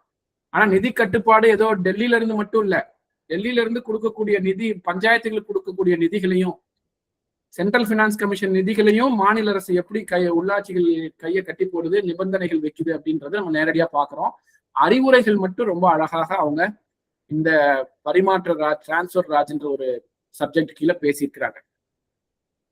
இப்ப நம்ம என்ன பாக்குறோம்னா, இந்த ஆபத்தான மாயை என்பது தமிழ்நாட்டில் உண்மையாலுமே அது ஆபத்தான மாயை தான் தமிழ்நாடு அரசு பாக்குதா அப்படின்னா, இந்த 9000க்கும் மேற்பட்ட பஞ்சாயத்துகளுக்கான தேர்தல் என்னாச்சு, பிடிஓக்கள் தனியாளர்களாக நியமிக்கப்பட்டு இப்படி காலங்காலமா நடக்குது. அப்ப 28 மாவட்டங்கள்ல இவங்க என்ன சொல்றாங்க, பல முடிவெடுக்கும் அமைப்புகள்னு சொல்றாங்க இல்லைங்களா. ஒரு சென்ட்ரலைஸ்டா இருந்துச்சுன்னா ஒரு வெயிட் அதிகமாயிரும், விழுந்துருவாரு, அது மாதிரியான விஷயங்கள்லாம் சொல்றாங்க. பல முடிவெடுக்கும் அதிகாரங்கள் மையங்களை இன்னைக்கு வேக்கண்டா வச்சிருக்கிறது அது எந்த விதத்தில் சரியாக இருக்கும் அப்படின்றத பாக்குறோம். 1-2 இல்ல, 91,000க்கும் மேற்பட்ட உள்ளாட்சி பிரதிநிதிகள் இன்னைக்கு இல்லாம பல முடிவெடுக்கும் அதிகாரங்களை முடக்கிதான் வச்சிருக்க முடியுது. அதே மாதிரிதான் நான் அந்த ஊரை சொன்ன பார்த்தீங்களா, அந்த பத்திரிகையாளர் கேட்டாங்க அப்படின்னு, ஊராட்சி செயலாளர் மீது எல்லாருக்குமே தெரியும், பஞ்சாயத்துல ஏற்கனவே வேலை செய்யற அலுவலர்கள் என்பது ரொம்ப ரொம்ப கம்மி, பணியாளர்கள் கொஞ்சம் பேர் தான் இருக்கிறாங்க. அதாவது ஒரு ஓஹெச்டி மேல்நிலை தொட்டியை இயக்குபவர், தூய்மை பணியாளர் இருக்கிறாங்க. ஒரு கிளரிக்கல் ஜாப்ல இருக்கக்கூடிய ஒரே ஒரு பஞ்சாயத்து செக்ரட்டரி தான் இருக்கிறாரு. அவரு மேலேயும் டிசிப்ளினரி ஆக்ஷன் எடுக்கக்கூடிய விஷயத்தை மாநில அரசு எடுக்குது. இது நிச்சயமாக ஒரு அதிகார குவிப்புக்கான விஷயம்தான். அதே மாதிரி நிதியும் வந்து அவங்க சொல்ற மாதிரி எப்படி சென்ட்ரல் கவர்மெண்ட் பல நிபந்தனைகள் இருக்கோ, நீங்க கொடுக்கறதே கம்மியா தான் உள்ளாட்சி கொடுக்குறாங்க. அதே மாதிரி வங்கி கணக்கும் ரொம்ப சென்ட்ரலைஸ்டா தான் இருக்கு. அது கம்ப்ளீட்டா இந்த பிரின்சிபல் ஆஃப் சப்சிடியாரிட்டிக்கு நேர் எதிரான நிதிகார பரவலாக்கம் இல்லாம அது அதிகார குவிப்பா தான் இருக்கு. ஏன்னா அந்த குரியன் அறிக்கையில என்ன சொல்லிக்கிறாங்கன்னா, நிதி பரவலாக்கம் இருக்கும்போதுதான் ஊழல் குறையும் என்பதும் அறிக்கை சொல்லுது. பரவலாக்கல் ஏன் கேட்கிறோன்ற வாதத்தில் அவங்க சொல்லுவது, பரவலாக்குங்க அப்பதான் ஊழல் குறையும், சென்ட்ரலைஸ் பண்ணீங்கன்னா கரப்ஷன் அதிகமாகும். இப்ப எலெக்ஷன் நடக்காம பிடிஓ ஆபீஸ்ல நடக்கிறத தான் பாக்குறோம். சென்ட்ரலைஸ் ஆக கரப்ஷன் அதிகமாகிறதா நம்ம பாக்குறோம். கடைசியா என்னன்னா, உள்ளாட்சியின் பார்வையில் அவங்க சொன்ன 6 கோட்பாடுகளாக இருக்கலாம், இல்ல நம்ம அவங்க சொன்னதுல நம்ம எடுத்துக்கிட்டு இந்த முக்கியமான 6 கோட்பாடுகளா இருக்கலாம். அதாவது உள்ளூர் அறிவின் வலிமையா இருக்கலாம், இல்ல பொது வளங்களின் மேலாண்மையா இருக்கலாம், இல்ல சப்சிடியாரிட்டி பிரின்சிபல் துணை அமைப்பு கொள்கையா இருக்கலாம், டிஸ்ட்ரிபியூட்டட் சிஸ்டம்ஸ் பகிர்ந்து வைக்கப்பட்ட அமைப்புகளா இருக்கலாம், இல்ல ரொம்ப மைய அரசு செயல்திறனற்று போகும் அதிகாரம் குவிஞ்சா அப்படின்னு இருக்கலாம், இல்ல செயல்வழி மூலியமா நாங்க கத்துக்கிறோம் மாநிலங்களுக்கு அதிகாரங்கள் கூடிய என்கிற இந்த ரொம்ப சீரியஸா நம்ம பார்த்தோம் அப்படின்னா, இந்த எல்லா கோட்பாடுகளும் தமிழ்நாடு அரசு முழுமையாக மீறி அதுக்கு நேர் எதிராகத்தான் செயல்படுறாங்க. இன்னொரு பார்வை பார்த்தோம்னா, இந்த அனைத்து கோட்பாடுகளும் உண்மையாலுமே உள்ளாட்சிகள் வலுவா இருந்தாதான் சரியான நிர்வாகம் நடக்கும் என்பதை உறுதிப்படுத்துவதாக இருக்கு. உள்ளாட்சி என்பது திரும்ப நம்ம பஞ்சாயத்து தலைவரையோ பஞ்சாயத்து ஆபீஸ் பத்தியோ பேசல. அங்க இருக்கிற அங்கன்வாடி, அங்க இருக்கிற ரேஷன் ஷாப்பு, அங்க இருக்கக்கூடிய துவக்கப்பள்ளி, நடுநிலைப்பள்ளி, அங்க இருக்கிற சுகாதார நிலையங்கள், ஆஸ்பத்திரி, இப்படியான அமைப்புகள் சரியா இயங்குவதற்கான சூழலை இருந்தாதான் அது சரியான நிர்வாகமாக இருக்க முடியும். இல்லைன்னா இந்த கோட்பாடின் அடிப்படையில் எல்லாமே தவறாகத்தான் இருக்கும். நம்ம சரியான விஷயத்தை நோக்கி நம்ம கொண்டு போகணும். தன்னாட்சியுடைய வேலையும் இதுவாகத்தான் இருக்கு. இந்த கொள்கையில இவங்க சொல்லிட்டு அறிக்கையை கொடுத்துட்டு அவங்க அடுத்த எலெக்ஷனை பார்த்துட்டு வேற வேலைகளை பார்க்க போகலாம். ஆனா தன்னாட்சியுடைய வேலை என்னவாக இருக்குன்னா, இந்த கொள்கையை நம்ம உள்வாங்குறோம், இதற்கான தொடர் பணிகளையும் வேலைகளையும் முன்னெடுக்கிறோம். அந்த அதிகார பகிர்வு என்பது, இந்த கோட்பாடு என்பது சென்னையிலிருந்து கடைசி மனிதனுக்கு கொண்டு போகிற வேலையை தான் நம்ம செய்யறோம். நம்ம கிட்ட சட்டமன்றத்துல தாக்கல் பண்றதுக்கான அறிக்கை இல்லாம இருக்கலாம், ஆனா இன்னைக்கு இந்த வேலைகளை முன்னெடுக்க வேண்டும் என்ற உறுதி நம்ம கிட்ட இருக்கு. நன்றி. இதோட நீங்க பொறுமையாக கேட்டிருந்து கவனமா கேட்டதுக்கு ரொம்ப நன்றி. நான் திரும்பவும் என்ன சொல்லிக்கிறேன்னா, அந்த அறிக்கையோட அப்படியே ரிஃப்ளெக்ஷனா அப்படின்னா இல்ல, நம்ம வாசிச்சதுல இந்த கடந்த ஒரு மாதத்துல புள்ளி விவரங்கள் எடுத்து நோட்ஸ் எடுத்து ப்ரெசென்ட் பண்ணதுல இந்த தகவல் வந்திருக்கு. இந்த 3/4 மணி நேரத்துல நம்ம இதை கொடுத்துருக்கிறோம். நிச்சயமா நம்ம தேவைப்பட்டா இன்னும் விரிவாக இதை புரிஞ்சுக்கிறதுக்கு நம்மளோட பணிகளை திட்டமிடலாம். ரொம்ப நன்றி அனைவருக்கும். ரொம்ப நன்றி. ரொம்ப நன்றி நந்தா. ஒரு என்ன சொல்றது, ஒரு ஓவர்வியூ, ஒரு பருந்து பார்வையில இந்த அறிக்கையை பற்றி புரிஞ்சுக்கிறதுக்கு ரொம்ப யூஸ்ஃபுல்லாக இருந்தது உங்களுடைய ப்ரெசன்டேஷன். இது வந்து நம்ம கருத்துக்கள் இல்லை கேள்விகள், உங்களுடைய இந்த ப்ரெசன்டேஷன் குறித்த உங்கள் பார்வை இல்லை இதில் வந்திருக்கக்கூடிய பிரின்சிபிள்ஸ் இல்லை கொள்கைகள் இல்லை கருத்துக்கள் பற்றின உங்கள் கருத்துக்கள் இல்லை சந்தேகங்கள் இருந்தால் கேள்விகள் அதை நீங்கள் கேட்கலாம். 7:50 ஆகுது, மேபி ஒரு 8:30க்கு நம்ம க்ளோஸ் பண்ணிக்கலாம்.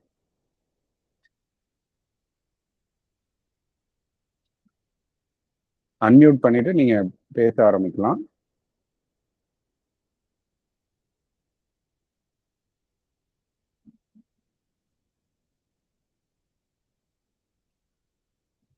கேக்குதுங்களா நான் பேசுறது? எல்லாரும் மலைச்சு போயிருக்காங்க, என்ன சொல்றது? சரி, நான் இப்போ உங்க பிரசன்டேஷன் ஒட்டி மேபி ஒரு சில கருத்துக்கள் ஷேர் பண்ணணும்னு நினைக்கிறேன். ராம் சொல்லுங்க. ராம், நான் சில கேள்விகள் வச்சிருந்தேன். ஓகே ஓகே கேளுங்க. நந்தா, தேங்க்ஸ். ரொம்ப நன்றி. This is really good. ரொம்ப கன்சைஸா நீங்க நிறைய விஷயத்த அடக்கி சொல்லிட்டீங்க. ஒரு 500 பக்கம் ரிப்போர்ட்னு நம்ம நான் எங்கந்திரா படிக்கிறதுன்னு யோசிச்சுட்டு இருந்தேன். ரொம்ப தெளிவா சொல்லியிருக்கிறீங்க. எனக்கு 2 கேள்விகள் இருந்தது. ஒண்ணு வந்து இந்த இதை பத்தி சொல்லும் போது தரவுகள் என்ன கொடுத்துருக்காங்க இதுக்கு? நீங்க அந்த பிரின்சிபல்ஸ் சொல்லியிருந்தீங்க இல்லையா, அதற்கு சில இடங்கள்ல உதாரணங்கள் சொல்லியிருக்காங்க அப்படின்னு சொன்னீங்க. பட் இதற்கான நம்ம ஊர் தரவுகள் தானே கொடுத்துருக்காங்களா?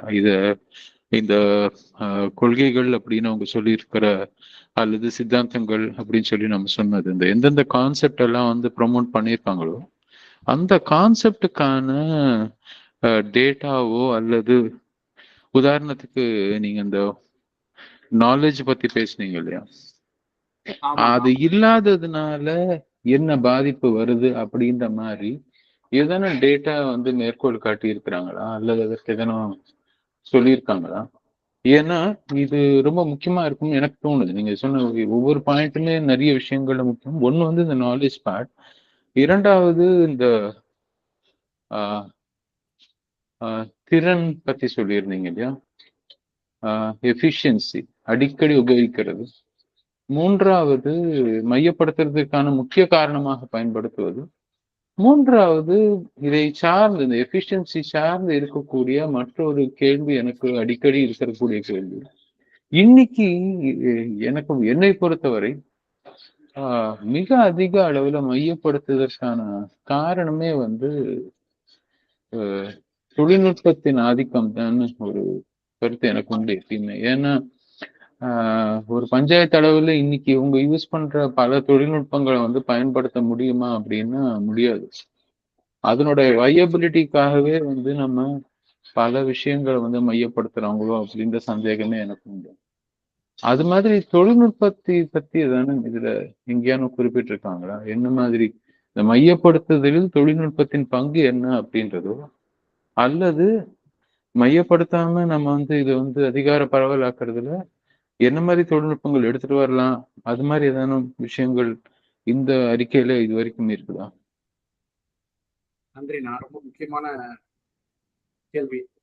முதல்ல புள்ளி விவரங்கள் டேட்டா, ஃபார் எக்ஸாம்பிள் எஜுகேஷன்ல, ஹெல்த்ல இந்த மாதிரி இந்த ஸ்டேட் நல்லா பண்ணியிருக்கிறோம், அந்த மாதிரி புள்ளி விவரங்கள் இருக்கான நம்ம பார்த்த வரைக்கும் இதுல இல்லை. அதாவது கான்ஸ்டிடியூஷன்ல இந்த செக்ஷன்ல, அதாவது இந்த 7th அட்டவணை 7ல இருக்கக்கூடிய விஷயங்கள் அது எங்க மீறப்படுது, இந்த மாதிரி ஆக்ட்ல சில விஷயங்களை போட்டு சொல்லியிருக்காங்க இல்லையா. புள்ளி விவரங்களும் பார்க்கும்போது ஸ்டேட் வைஸா இப்ப நம்ம டெவலப்மெண்ட் எக்கனாமிக்ஸ்ல குறிப்பிடுவாங்க இல்லைங்களா, இந்த ஹெல்த் இண்டெக்ஸ் இப்படி இருந்துச்சு, நேஷனல் ஃபேமிலி சர்வேல எப்படி பண்ணாங்க, இந்த மாதிரியான புள்ளி விவரங்கள் இதுக்குள்ள நான் பார்த்த வரைக்கும் இல்லை. ஆனா இன்னும் அனெக்ஸ்டரா என்ன கொடுத்துருக்காங்கன்னா, இப்ப டீலிமிட்டேஷன்ல வரக்கூடிய இஷ்யூ பத்தி பேசும்போது அவங்க இந்த எம்பி தொகுதிகள், ஒவ்வொரு மாநிலத்திலும் என்ன மாதிரியான எம்பி தொகுதிகள் வருது, இந்த மாதிரி விஷயங்கள் பேசியிருக்கிறாங்க. அதே மாதிரி இந்த நீட்டினால வரக்கூடிய பாதிப்புகள் சம்பந்தமா சில விஷயங்கள் அதில் குறிப்பிட்டிருக்கிறாங்க. மற்றபடி ரொம்ப டீட்டெயில்டா வந்து இத்தனை ஆண்டுகள்ல இங்க மாநிலம் இந்த அளவுக்கு இந்த புள்ளி விவரங்கள் அடிப்படையில மாறி இருக்கு, மேம்பட்டு இருக்குது, நாங்க பண்ணியிருக்கிறோம் அப்படின்றது நம்ம கவனிச்ச வரைக்கும் அதுல இல்லை. ஈவன் உலக அளவுல இதற்கான புள்ளி விவரங்களை போடிட்டு இதுக்கு உதாரணத்துக்கு ஸ்விஸ் எக்ஸாம்பிள் சொல்லும் போது அது மாதிரி சொன்னாங்களா அப்படின்றது இல்லை. ஜிஎஸ்டியில சில விஷயங்கள் குறிப்பிடும் போது அதுலயும் ஐஜிஎஸ்டி, சென்ட்ரல், ஸ்டேட்டு அந்த மாதிரியான ஆஸ்பெக்ட் சொல்றாங்க. அதுல வந்து சரக்கு வரி அந்த அந்த ஆஸ்பெக்ட் தான் அதுல நம்ம பார்க்க முடியுது. மற்றபடி புள்ளி விவரங்களா டேட்டாவா அந்த அனெக்சர்ல இல்லை. டெக்னாலஜியும் நம்ம பார்த்த வரைக்கும் மேபி நீங்க டெக்னாலஜின்னு எதை குறிப்பிட்டீங்கன்னு தெரியல, பட் தீர்வுகள்னு சொல்லி அவங்க சில ஜென்ரலான சில விஷயங்கள் பேசும்போது இந்த பணி பரிவர்த்தனையில இந்தந்த டெக்னாலஜி எல்லாம் உள்ள வந்திருக்கு அப்படின்னு சொல்லி இப்ப லேட்டஸ்டா இருக்கக்கூடிய ஆன்லைன் டெக்னாலஜிஸ் பத்தி சில விஷயங்கள் சொல்றாங்க. அது நேரடியா ஒரு உதாரணம் சொல்றேன், சாரி இந்த இடைமறிக்கிறதுக்கு. அது நேரடியா ஒரு உதாரணம் சொல்றேன். அதாவது இந்த அக்ரி ஸ்டாக் எடுத்துக்கோங்க. அக்ரி ஸ்டாக் வந்து மைய அரசாங்கம் வந்து இருக்கிற விவசாயிகளுடைய எல்லா டேட்டாவும் மையப்படுத்துறாங்க இந்தியா முழுக்க. அந்த அக்ரி ஸ்டாக் என்ன பண்றாங்கன்னா தனியார் நிறுவனத்துக்கு ஒட்டுமொத்தமாக வந்து இந்த டேட்டாவை ஆக்சஸ் கொடுக்குறாங்க. தமிழக அரசாங்கம் என்ன சொல்லிச்சுன்னா, நாங்க வந்து மைய அரசாங்கத்துடைய அக்ரி ஸ்டாக்ல நாங்க இணைய மாட்டோம், நாங்க தனியாக அக்ரி ஸ்டாக் பண்றோம் அப்படின்னு. இவங்க அதே தனியார் நிறுவனத்தோட இவங்க தனியா ஒரு ஒரு இது ஒண்ணு அக்ரிமெண்ட் ஒண்ணு போட்டு இப்ப இவங்க ஒரு தனியா ஒண்ணு ஆரம்பிச்சிருக்கிறாங்க. சோ இதுல எனக்கு என்ன மாற்று அப்படின்றது எனக்கு தெரியல. ஏன்னா நீங்க வந்து அங்க என்ன இங்க எல்லாம் காம்ப்ரமைஸ் பண்றாங்களோ அந்த எல்லா காம்ப்ரமைஸும் இங்கேயும் நடக்கும். டேட்டா செக்யூரிட்டி அது மாதிரி, அதாவது நம்ம தனிநபர் உரிமையை பற்றியோ அல்லது இதை பத்தியோ பேசும்போது இந்த அதிகார அந்த தொழில்நுட்பம், அதுக்காக தான் நான் கேட்டேன். ஸ்பெசிபிக்கா நான் கேட்டதுக்கு முக்கிய காரணம் மென்பொருள் நேரடியாவே பேசுறேன். இது வந்து ஐ கேன் டைரக்ட்லி நான் பேரே சொல்லியே சொல்றேன். முழுக்க முழுக்க என்ன நடந்துட்டு இருக்குதுன்னா, இப்போ வந்து மைக்ரோசாஃப்டோட கையொப்பம் வச்சிருக்காங்க இதுல. மைய அரசாங்கமும் போட்டிருக்கு, தமிழக அரசாங்கமும் என்டர் ஆயிருக்கலாம். ஸோ ரெண்டு பேரும் வந்து ஒரே நிறுவனத்தோட இது பண்றதுன்ற போது எனக்கு ரெண்டு கேள்வி அந்த இடத்துல வருது. ஒண்ணு, நாம வந்து இந்த தொழில்நுட்பம் சார்ந்துதான் எல்லா வேலைகளும் திட்டங்கள் எல்லாம் நடக்க போகுது, நம்ம வந்து திட்டமே அப்படிதான் பண்ண போறோம் அப்படின்னு பண்ணணும். அதை வந்து ஏன் அதிகார பரவலாக்கத்துல ஏன் வந்து அதற்கு ஏற்ற மாதிரி திட்டங்களை நாம ஏன் எடுத்துட்டு வரல, அல்லது அதற்கு ஏற்ற மாதிரி தொழில்நுட்பங்களை ஏன் நம்ம வந்து கையாளல அப்படின்றது ஒரு கேள்வியா இருக்கு. அடுத்த கேள்வி வந்து இது போன்ற நீங்க முன்னாடி ஒரு முக்கியமான பாயிண்ட் நீங்க சொன்னது நான் பார்த்ததுல வந்து இந்த பாயிண்ட் சொன்னீங்க இல்லையா, மல்டிபிள் செக்ஸ் அண்ட் பேலன்சஸ். பல பேர் அந்த அதுக்கு ஒரு டேர்ம் யூஸ் பண்ணிருந்தாங்க. அந்த முடிவெடுக்கக்கூடிய அந்த விஷயங்கள் பல இடங்கள்ல இருக்கும்போது அக்கௌண்டபிலிட்டியும் பல இடங்கள்ல இருக்கும். இன்னைக்கு தொழில்நுட்பத்தை பல இடங்கள்ல பயன்படுத்தும் போது எந்த இடத்துலயும் அக்கௌண்டபிலிட்டி இல்லாம பயன்படுத்தக்கூடிய ஒரு நிலையில இருக்கும். ஏன்னா அந்த அதிகார மையமாக்குறதுனால இன்னைக்கு இருக்கக்கூடிய பெரும்பாலான இப்போ புதுசா அந்த ஐடி அமெண்ட்மெண்ட் பார்த்தோம்னா மிகப்பெரிய அளவுல இப்போ அதையும் சர்ச்சைக்குள்ளாகி பேசிட்டு இருக்கிறோம். பட் பல தளங்கள்ல அது ஒரு, ஏன்னா இப்போ ஒரு லெவல்ல வந்து அதிகார மையமாக்கல் வந்து தனியார் நிறுவனங்களுடைய லாபத்தை அதிகரிக்கிறதுக்காக அதான், அதுவும் ஒரு அவங்களோட லாபியும் அதுக்காக வேலை பண்ணிட்டு இருக்கு இல்லையா. அதனாலதான் எனக்கு அந்த ஒரு கேள்வி ஒண்ணு வந்துச்சு. தொழில்நுட்பம் அப்படின்னு சொல்லும் போது அதுதான் நான் மீன் பண்ணேன். சரி சரி. இல்ல நீங்க குறிப்பிட்ட அந்த அக்ரி ஸ்டாக் சம்பந்தமான டீடைல்ஸ் நிச்சயமா இந்த ரிப்போர்ட்ல இல்ல. இவங்க 3 விஷயங்கள் நான் குறிப்பா பார்க்க முடியுது. ஒண்ணு, ஜிஎஸ்டி சம்பந்தமான ஆஸ்பெக்ட்ல எஜுகேஷன், ஜிஎஸ்டி அதாவது ஃபினான்ஸ் அண்ட் எஜுகேஷன் விஷயங்கள்ல எப்படி சென்ட்ரலைசேஷன் நடந்துக்குது அப்படின்றத அவங்க கொஞ்சம் குறிப்பா ஜிஎஸ்டி போர்ட்டலு இந்த மாதிரி விஷயங்கள்லாம் எடுத்து பேசுறாங்க. அதே மாதிரி நீட்டு போன்ற கல்வியில இந்த இது எப்படி இருக்கு, ஆளுநர் எப்படி தலையிடுறாரு, இந்த ஆஸ்பெக்ட்ல தான் அவங்க ஜென்ரலான தியரம்ஸ், பிலாசபி, பாலிசி எல்லாம் பேசிட்டு ஸ்பெசிபிக்ஸ்குள்ள வரும்போது அவங்க இந்த ஆஸ்பெக்ட் தான் நான் பார்க்கறது. மற்ற டெக்னாலஜி இல்ல அக்ரிகல்ச்சர் மற்ற ஆஸ்பெக்ட்ல நான் பார்க்கல. நீங்க சொல்லும் போது எனக்கு என்ன புரியுதுன்னா, ஒட்டு மொத்தத்துல இது ஒரு பொலிட்டிக்கல் அறிக்கையா தான் தெரியுது இல்லையா? இது ஒரு அட்மினிஸ்ட்ரேட்டிவ் ரிஃபார்ம்ஸுக்கானதாகவோ அல்லது ஒரு நடக்கக்கூடிய அட்மினிஸ்ட்ரேட்டிவ் சேஞ்சஸ்ல இந்த மையப்படுத்துதல் இருக்கக்கூடிய பிரச்சனைகளை சொன்னா கூட ஒட்டுமொத்தமாக இதுல இருக்கக்கூடிய ஓரியன்டேஷன் முழுக்க முழுக்க பொலிட்டிக்கலா இருக்கும்னு எனக்கு தோணுது. ஏன்னா அப்படி இருந்துச்சுன்னாதான் இது எல்லாமே பொலிட்டிக்கல் இஷ்யூ தானே. நீட்டோ அல்லது இது எல்லாமே பொலிட்டிக்கல் இஷ்யூ தான். ஸோ ஒட்டு மொத்தத்துல இது ஒரு அரசியல் ரீதியான ஒரு அறிக்கையை தவிர இது ஒரு இதுவாக நாம பார்க்க முடியும்னு நினைக்கிறீங்களா? இல்ல இப்ப இருக்கிற கான்டெக்ட்ல புரிஞ்சுக்கிறதுக்கு கூட அதை சொல்லியிருக்காங்களான்னு தெரியல. இப்ப ஆளுநர் விஷயங்களை உள்ள கொண்டு வந்திருக்கிறாங்க. ஆமா, ஆளுநர் விஷயங்கள்ல இதை கோடிட்டு காட்டுறாங்க. அப்புறம் அந்த நீட்டு அது மாதிரி இப்ப மேபி இது பார்ட் ஒன்னு தான் இப்ப சப்மிட் பண்ணிருக்காங்க. பார்ட் 2வும் இதே போல ஒரு 10 டீம்ஸ்ல வரப்போறத போட்டிருக்கு நியூஸ்ல. அது எப்ப சப்மிட் பண்ணுவாங்கன்னு தெரியல. அது எதை பத்தி இருக்கும்? இதே சேம்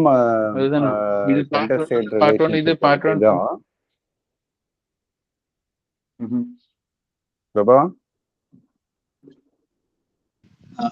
ஆனா தேங்க்ஸ்ண்ணா இந்த செஷனுக்கு. ஆக்சுவலா என்னுடைய கேள்வி என்னன்னா, இதுக்கு டேர்ம்ஸ் ஆஃப் ரெஃபரன்ஸ் என்னன்னு பாத்தீங்கன்னா, இதை செயல்படுத்துறதுக்கு சொல்றீங்களா? இந்த குழுக்கான இல்ல குழு நியமிக்கும் போது இந்த குழுவுக்கான இது என்ன டெலிவரபிள் கொடுக்கணும், இல்ல அவுட்கம் கொண்டு வரணும்னு என்ன டேர்ம்ஸ் ஆஃப் ரெஃபரன்ஸ் இருந்தது அப்படின்றது பாத்தீங்களான்னு கேக்குறாரு. இல்ல நான் ரிப்போர்ட் தான் வாசிச்சேன்.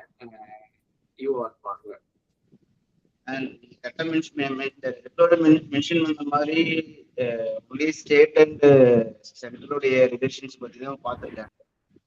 பிரபா உங்க வாய்ஸ் கொஞ்சம் பிரேக் ஆகுது பிரபா. இப்ப கேக்குதா? இப்போ ஓகேப்பா. இந்த ரிப்போர்ட்ல நீங்க சொல்றத வச்சு பார்க்கும்போது ஒன்லி சென்டருக்கும் ஸ்டேட் கவர்மெண்ட்டுக்கும் இருக்கிற அந்த ரிலேஷன்ஷிப் மட்டும் தான் பார்த்துருக்காங்க. பட் இது ஒன்லி போலரைஸ்டா தான் தெரியுது அவங்களுடைய இது. அது டேர்ம்ஸ் ஆஃப் ரெஃபரன்ஸ்ல என்னன்னு இருந்து தெரிஞ்சுக்கிட்டோம்னா ஓகே இந்த ரிப்போர்ட் புரிஞ்சுக்க முடியும். நல்லது பிரபா. டேர்ம்ஸ் ஆஃப் ரெஃபரன்ஸ் பார்க்கணும். மேபி இப்போ இந்த பார்ட் 2 அவங்க எப்படி பிளான் பண்ணியிருக்காங்க அப்படின்றதையும் பார்க்கணும். நம்ம அந்த டீட்டெயில்ஸ் நியூஸ்ல இன்னொரு பார்ட்டும் வரும்னு போட்டிருக்காங்க. மற்றபடி டீட்டெயில்ஸ் தெரியல. ஸோ அதையும் பார்க்கணும். நல்லா நீங்க எதுவும் சொல்ல வந்தீங்க? இல்ல அதான் இப்ப பயஸ்ட்னா இப்ப பிரபா என்ன ஃபீல் பண்றாங்க, இது ஸ்டேட் அண்ட் சென்ட்ரலோட நின்றுச்சுன்னு யோசிக்கிறாங்களா, இல்ல டீசென்ட்ரலைசேஷனோட ஃபுல் ஆஸ்பெக்ட் சொல்லல அப்படின்ற மாதிரி சொல்றீங்களா பிரபா? நம்ம பேசுனதுல இருந்து நீங்க பேசுனதுல இருந்து அதான் டீசென்ட்ரலைசேஷனோட ஃபுல் ஆஸ்பெக்ட் சொல்ல பார்ஷியலா தான் இருக்கு. அவங்களுடைய வசதிக்கு ஏற்ற மாதிரி சென்ட்ரோடைய ரிலேஷன்ஷிப், சென்ட்ருக்கும் ஸ்டேட்டுக்கான ரிலேஷன்ஷிப் மட்டும் நிறுத்திருக்காங்க. சரி, அதுதான் டேர்ம்ஸ் ஆஃப் ரெஃபரன்ஸ் என்ன இருந்துச்சுன்னா அதை பேஸ் பண்ணி தான் அந்த கமிட்டி ரிப்போர்ட் கொடுத்துருக்க முடியும். ஸோ அதனாலதான் நான் அது இருந்துச்சுன்னா அது என்னன்னு தெரிஞ்சுக்கிட்டா ஈஸியா இருக்கும். கண்டிப்பா பாத்துக்கலாம். ஒரு விஷயம் உறுதியா தெரியுது, இங்க ஸ்டேட் சென்ட்ரல் ரிலேஷன்ஷிப் அப்படின்ற ஆஸ்பெக்ட்ல தான் பேசுறாங்க. உண்மையான கோரான டீசென்ட்ரலைசேஷன் பத்தி இங்க வரல.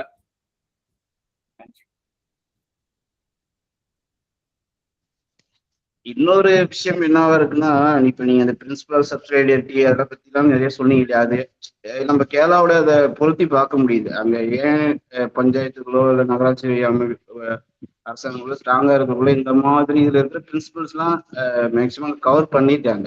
ஸோ அதை அண்டர்ஸ்டாண்ட் பண்ணிக்க முடியுது. இன்னொன்னு ஸ்டில் கமிட்டி ரிப்போர்ட் நான் பார்க்கறதுன்னா டேர்ம்ஸ் ஆஃப் ரெஃபரன்ஸ் அப்படிதான் கொடுத்துருப்பாங்கன்னு எனக்கு புரிதலை நான் சொல்றேன். இன்னும் அந்த பார்வை உள்ளாட்சியை நோக்கி சுத்தமா சிந்திக்கவே இல்லைங்கிறது வந்து அரசாங்கம் இப்ப இருக்கிற ஆட்சியாளர்கள் வந்து புரிஞ்சிக்க முடியுது, இன்னும் ஸ்ட்ராங்கா புரிஞ்சிக்க முடியுது.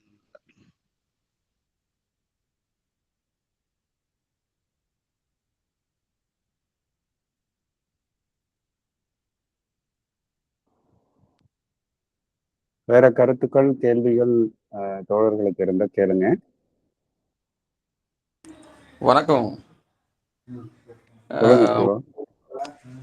இல்ல, பொதுவா நம்ம இப்ப இந்த தமிழக அரசு, அதாவது திமுக அரசு இதை வச்சதுடைய நோக்கமே அவங்களுக்கு இந்த சென்டருடைய ப்ரெஷரை டைலூட் பண்ணணும். அவங்க ஏற்கனவே நீட்டு நாங்கள் எடுத்து காட்டுறோம் அப்படின்னு தேர்தல் அறிக்கையில் சொன்னதுனால அவங்க வந்து இது ஒரு முயற்சி எடுத்திருக்கோன்றதை காட்டுறதுக்கு வைக்கிறாங்க. அதில் சில விஷயங்கள் இருக்கு, அது நமக்கு வந்து ஒரு பேசு பொருளாக ஆகிறதுனால நம்ம அதை டிஸ்கஸ் பண்ணுறோம். பொதுவாக இந்த அதிகார பரவல் அப்படின்ற ஒரு விஷயம் அது இந்த பிரிட்டிஷ்ட இருந்து வந்ததுனால, இப்போ நம்ம அதிகாரம் கிராமங்களுக்கு ஊராட்சிகளுக்கு கிடைக்கணுன்ற அதிகாரத்தின் அடிப்படையில் நம்ம தொடர்ந்து அதுக்கான முயற்சிகள் எடுக்கிறோம். ஆனால் அந்த இப்போ இவங்க வந்து சென்ட்ரல் ஸ்டேட்டுக்கு பேசுகிறவங்க உள்ளாட்சிகளுக்கு பேசலையே அப்படின்ற ஒரு வருத்தம் நமக்கு எப்பயுமே இருக்கு. ஆனால் இந்த டிரைவ் வந்து பிரிட்டிஷ்டேருந்து வந்ததுனால அவன் இந்தியாவுக்கு சுதந்திரம் கொடுக்கறதே யோசிச்சான். இந்த மக்கள் ஜனநாயகத்தை பயன்படுத்துவாங்களா தெரியுமா அப்படின்னு சொன்னார் வின்ஸ்டன் சர்ச்சில். ஓட்டை எப்படி யூஸ் பண்ணுவாங்களோ தெரியுதுன்னு சொன்னாங்க. இப்போ யூரோப்பில் இன்னும் நிறைய கிங்டம் தான் இருக்குது, இன்னும் நிறைய கிங் இருக்கிறாங்க, குயின் இருக்காங்க, அதை ஃபாலோ பண்ணிக்கிட்டு இருக்காங்க. அவங்களுடைய படித்த மக்களுக்கு அந்த ஒரு சிந்தனை தான் இருக்குது இன்னமும் அவங்க. அப்போ அந்த மாதிரி ஒரு மனநிலைமையில் வரும்போது ஒரு நாட்டுக்கு சென்டர் இருந்தால் போதும் அப்படின்ற தளத்தில் தாண்டி இப்போ ஒரு மாநிலங்களுக்கு அண்ணா மாதிரியான ஆட்கள் அது வரைக்கும் பெருசாக மாநில அதிகாரத்தை இந்தியாவில் உள்ள மற்ற மாநிலங்கள் கேட்கல. அண்ணாவுடைய அந்த அறைகூவல், அந்த மாதிரி ஒரு சிந்தனை, திராவிடியன் ஸ்டேட்டே வேணும்னு கேட்டு அது வந்து அவங்க கட்சியை தடை பண்ணிடுவாங்கன்றப்போ மாநில சுயாட்சி அப்படின்ற மாதிரி கொஞ்சம் ஒரு மாற்று நிலைப்பாடு எடுத்து வந்திருக்கும் போது இப்போ நம்மை போன்றவர் வந்து இந்த கிராம சுயராஜ்யம் அந்த அடிப்படையில் காந்திய சித்தாந்தமாகி இப்போ குமரப்பாவோ நம்மாழ்வார் போன்றவர்கள் வாழும் கிராமத்தை பேசி இது இருந்தால் நல்லா இருக்கும்னு நம்ம நினைக்கிறோம். அப்போ இந்த தளத்தில் இருந்து அந்த மேலேருந்து அவங்களுடைய சிந்தனைகளை வலுப்படுத்துறதுக்கு இன்னும் இங்கே வந்து ஒரு பெரிய கட்டமைப்புகள் உண்டாக்கணும். இப்போ அவங்களுடைய தயக்கம் மாநில அரசுடைய பார்வையில் இல்லை ஒன்றிய அரசோட பார்வையில் எப்படி இருக்குன்னா, இன்னும் ஒரு நிதி கொடுக்குறோம், அந்த நிதியை நீங்கள் செலவு பண்ணுங்க அப்படின்ற ஒரு தளத்தில் தான் இருக்குது. நாங்கள் கிராம மக்கள் வளர்ந்துட்டோம், தெளிவாயிட்டோம், எங்களுக்கு அதிகாரம் கொடுங்கன்றத இப்போ தன்னாட்சியுடைய முயற்சியில் பல இடங்களில் ஒரு மாற்றம் வந்திருக்க மாதிரி, ஏற்கனவே ஓடந்துறை சண்முகம் போன்றவர்கள் மாற்றம் உருவாக்கியிருக்க மாதிரி நிறைய உருவாக்கும் போது இங்கே வந்து இந்த சாதிய சிக்கல்கள் இருக்குது, பொருளாதார ஏற்றத்தாழ்வுகள் இருக்குது, இப்போ இவங்க பெண் அடிமைத்தனம் இன்னும் இருக்குது, இப்போ இவங்கள்ட்ட அதிகாரம் எடுத்து கொடுத்தா எப்படி பண்ணுவாங்க அப்படின்ற சிக்கல் அந்த மனநிலை இருக்கிறதுனால இந்த அறிக்கையை வைத்து இதை போல ஒரு மாநில உள்ளாட்சிகளுக்கான அதிகார பரவலை எப்படி கொண்டு வரணும். இப்போ நீங்கள் கேட்குற மாதிரி, அதாவது மாநில அரசு கேட்குற மாதிரி ஏன் ஊராட்சிகளுக்கான இந்த அதிகார பரவலை யோசிக்கக்கூடாது, அப்படி ஒரு மாதிரி டிராஃப்ட் கூட நம்ம உருவாக்கி, ஏன்னா இது ஒரு மாடல் மாதிரி வந்திருக்கு, ஏற்கனவே ராஜமன்னார் கமிட்டி அறிக்கை இருக்கு. அப்போ அது ரெண்டத்தையும் உள்வாங்கி நம்ம கூட ஒரு தரவு வெளியிட்டு அது ஒரு பேசு பொருளாக பேசலாம். இப்போ நிறைய கட்சிகள் இயக்கங்கள் தேர்தல் அறிக்கை நம்மளும் ஒரு டிராஃப்ட் கொடுக்குற மாதிரி, இப்போ ஊடக நண்பர்கள் வந்து சூழல் தேர்தல் அறிக்கை கொடுக்குற மாதிரி இந்த உள்ளாட்சி அதிகார பரவலுக்கு இன்னும் கூட நம்ம பேராசிரியர் பழனித்துறை மாதிரியான ஆட்கள் இவங்களெல்லாம் போட்டு, சுரேஷ் சார் இவங்கெல்லாம் ஒரு போட்டு இப்படி செய்யறதுக்கு வாய்ப்பு இருக்குமான்னு ஒரு சின்ன கேள்வி. நல்ல ஆலோசனை தோழர், யோசிப்போம். கண்டிப்பா வந்து செய்ய வேண்டிய விஷயம்தான், யோசிக்கலாம் தோழர். நல்ல ஆலோசனை. சரி தோழர்கள் வேற கருத்துக்கள், கேள்விகள் ஏதாவது இருக்குங்களா? ஜெயசீலன் தோழர், ராஜி, பிரபு, ராஜா. கேக்குதா நான் பேசுறது? கேக்குது, சொல்லுங்க. இடையில நான் ஒரு 10 நிமிஷம் முக்கியமான ஒரு கால் வந்துச்சு, இம்பார்ட்டன்ட் கால் மிஸ் பண்ணிட்டேன். அதுக்கப்புறம் நான் ரெக்கார்டிங் பார்த்து தெரிஞ்சுக்கிறேன். ஆக்சுவலா முதல்ல நந்தா சொன்ன மாதிரி உள்ளாட்சியை பத்தி அவங்களுக்கு தேவையில்லாத பத்தி பேசுவாங்க. அவங்களுக்கு எது வேணுமோ அதை மட்டும், அந்த குரூப்ஸை மட்டும் தான் பேசியிருக்காங்கன்னு தெரியுது நல்லா பார்த்தாவே இந்த அறிக்கையை பார்த்தா. அப்புறம் நாங்க 2-3 எனக்கு இந்த சிவகுமார் சொன்னதை வச்சு நான் சொல்றேன். நம்ம வாண்ட்ஸ் இதான் எங்களோட நீட்ஸ் ஆஸ்க்கு மட்டும் தான் சொல்லிட்டு இருக்கோமே தவிர அவங்கள செய்யறதுக்கு நம்ம கிட்ட என்ன வழி இருக்குங்கிறது எனக்கே தெரியல. இந்த உள்ளாட்சி அமைப்புகள் local governance urban as well as ரூரல்ல அவங்கள்ட்ட நம்ம கேட்டுக்கிட்டே தான் இருக்கோம். ஆனா நடக்கிறதுக்கான வழிமுறைகளே இல்லை. அவங்க நடக்க வைக்கிறதுக்கு நம்ம என்ன செயல்படணும் சொல்லலாம். இப்ப இந்த அறிக்கைங்கிறது சும்மா ஒரு அவங்க நானும் பண்ணிட்டோம், நாங்களும் ஒரு டிராஃப்ட் ரெடி பண்ணிட்டோம் காமிக்கிறதுக்கு தான் இருக்குன்னு தெரியுது. படிச்சு பார்த்தாவே தெரியுது. நான் தான் சொல்றதை வச்சு சொல்றேன். ஸோ ஐ திங்க் இந்த கவர்மெண்ட்டும் பெரிய டிசப்பாயின்மெண்ட் தான். அதனால ஒன்றும் சொல்றதுக்கு இல்லை. ஸோ உள்ளாட்சியே அழகா அவங்க சொல்றாங்களே, ஸ்டேட் சென்ட்ரல்ல சொல்றாங்களே, அப்ப நம்ம சொல்லலாம். அந்த ஸ்டேட் நம்ம சொல்றோம், அதே தான் சொல்றாங்க. நம்ம ஸ்டேட்டை சொல்றோம், ஸ்டேட் சென்ட்ரல்ல சொல்றாங்க. இதுதான் நடந்துகிட்டே இருக்கு. அதிகார பரவலுக்கு அவங்களுக்கு இன்ட்ரெஸ்ட் இல்லை, உள்ளாட்சி கொடுக்கறதுக்கு அவங்களுக்கு இன்ட்ரெஸ்ட் இல்லையே. இது ஒரு பெரிய சர்க்கிள் நினைக்கிறேன்.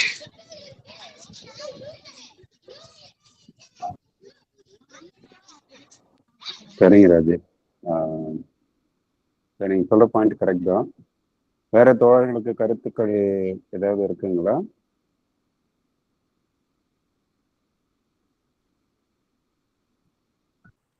எனக்கு எதுவும் இல்லைண்ணா. சரி ராஜா. ஜாயிரண்ணா நீங்க இல்ல, அதாவது நந்தாவுக்கு நன்றி சொல்லணும். ஏன்னா நம்ம ராமு சொன்ன மாதிரி தான் 500 பக்கம் அதை ரொம்ப சுருக்கமா சொன்னாரு. நமக்கு ஒரு வாய்ப்பு இதை வச்சு நம்ம கேட்க வாய்ப்பு இருக்கு. நீங்க கேட்குறீங்க, இங்கேயும் கொடுங்க அப்படின்னு சொல்லி சிவாவும் சொன்ன மாதிரி தான் அது. அதற்கான முகாந்திரத்தை அவங்களே அமைச்சு கொடுத்த மாதிரி இருக்கு. சிறப்பு. நன்றி நந்தா ப்ரெசென்ட் பண்ணதுக்கு. நிறைய விஷயத்த டக்குன்னு 1/2 hourல ஃபீட் பண்ணிருக்கீங்க. மகிழ்ச்சி. நல்லதுங்கண்ணா.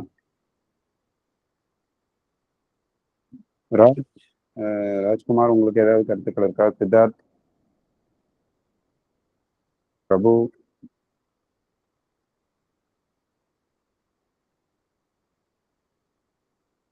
ஓகே. நந்தாவோட ப்ரெசன்டேஷன் கொடுக்கும்போது எனக்கு சில அந்த ப்ரெசன்டேஷன்லேருந்து தோணுன விஷயங்கள் மட்டும் நான் ஷேர் பண்ணுறேன். ஒரு 2-3 விஷயங்கள். இப்போ சிவாவும் பேசினாரு, ராஜியும் பேசினாங்க. ஸோ பேசிக்லி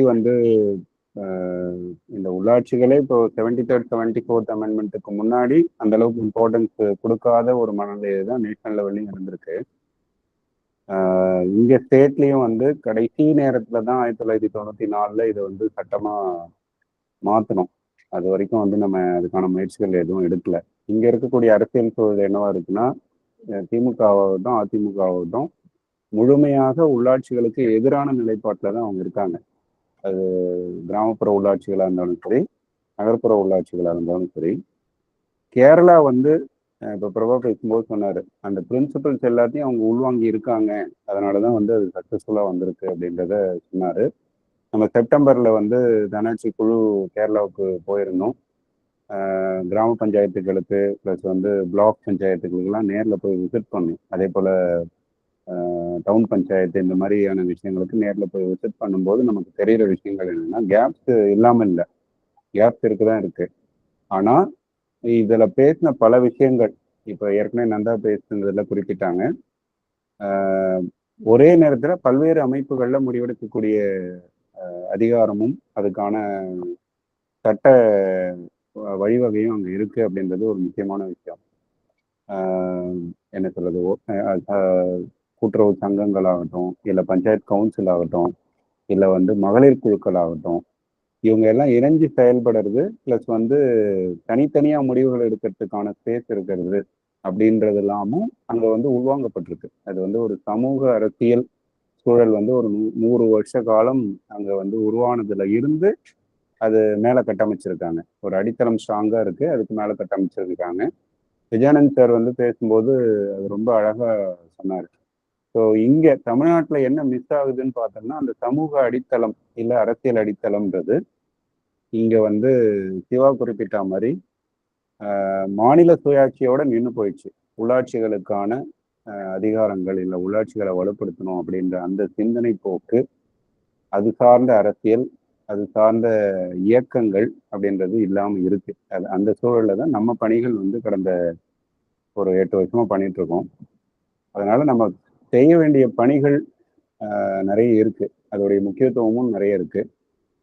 இப்போ பஞ்சாயத்து, இப்போ நம்ம கிராம ஊராட்சிகள் பத்தி பேசும்போது வெறும் ஊராட்சிகளுடைய அதிகாரத்தை பத்தி மட்டும் நம்ம பேசல. மக்களை அதிகாரப்படுத்துறது, மக்கள் அமைப்புகளை அதிகாரப்படுத்துறது, அதெல்லாம் ரொம்ப முக்கியமான விஷயங்களா இருக்கு. இப்போ இந்த ப்ரெசன்டேஷன்ல வந்து காமன்ஸ் பத்தி ஒரு பிரின்சிபல் வந்து சொன்னார் நந்தா. இப்போ 90களுக்கு பிறகு குறிப்பா வந்து எர்த் சம்மிட்னு சொல்லப்படக்கூடிய ரியோ டி ஜெனீரோவில் நடந்த சம்மிட்டுக்கு அப்புறம் இது குறித்த பார்வைகள் நிறைய வந்திருக்கு. குறிப்பா அஃபீஷியலா நடந்த மீட்டிங்ஸ் தவிர்த்து ஆல்டர்னேட் சம்மிட்ஸும் ஒவ்வொரு முறையும் நடக்குது. அது வேர்ல்டு வாட்டர் ஃபாரம் ஆகட்டும், மற்ற இதுலேயும் வந்து மக்களுக்காக வேலை செய்யக்கூடிய அமைப்புகள், இயக்கங்கள், நிறுவனங்கள் எல்லாம் வந்து பேரலாவும் கூட்டங்கள் நடத்துறாங்க. ஸோ இந்த காமன்ஸ்ன்ற ஒரு கோட்பாடு, இல்லை காமன்ஸ்ன்ற ஒரு சித்தாந்தம் வந்து கடந்த 30 ஆண்டுகள்ல ரொம்ப வலுவாகவே வந்து உருவாயிருக்கு. குறிப்பா நீராதாரங்கள் சார்ந்து, பப்ளிக் டிரான்ஸ்போர்ட் சார்ந்து, இதில் வந்து வெவ்வேறு எக்ஸ்பெரிமெண்ட்ஸும் நடந்திருக்கு. இப்போ பிரான்ஸில், பிரேசிலில், சவுத் ஆப்பிரிக்காவில், இந்த மாதிரி பல்வேறு இடங்கள்ல பப்ளிக் கிட்ட இருந்த விஷயங்கள் பிரைவேட்டுக்கு போய் போராட்டங்கள் நடந்து திரும்ப பப்ளிக் கிட்டேயே திரும்ப வந்திருக்கக்கூடிய எடுத்துக்காட்டுகள் இருக்கு.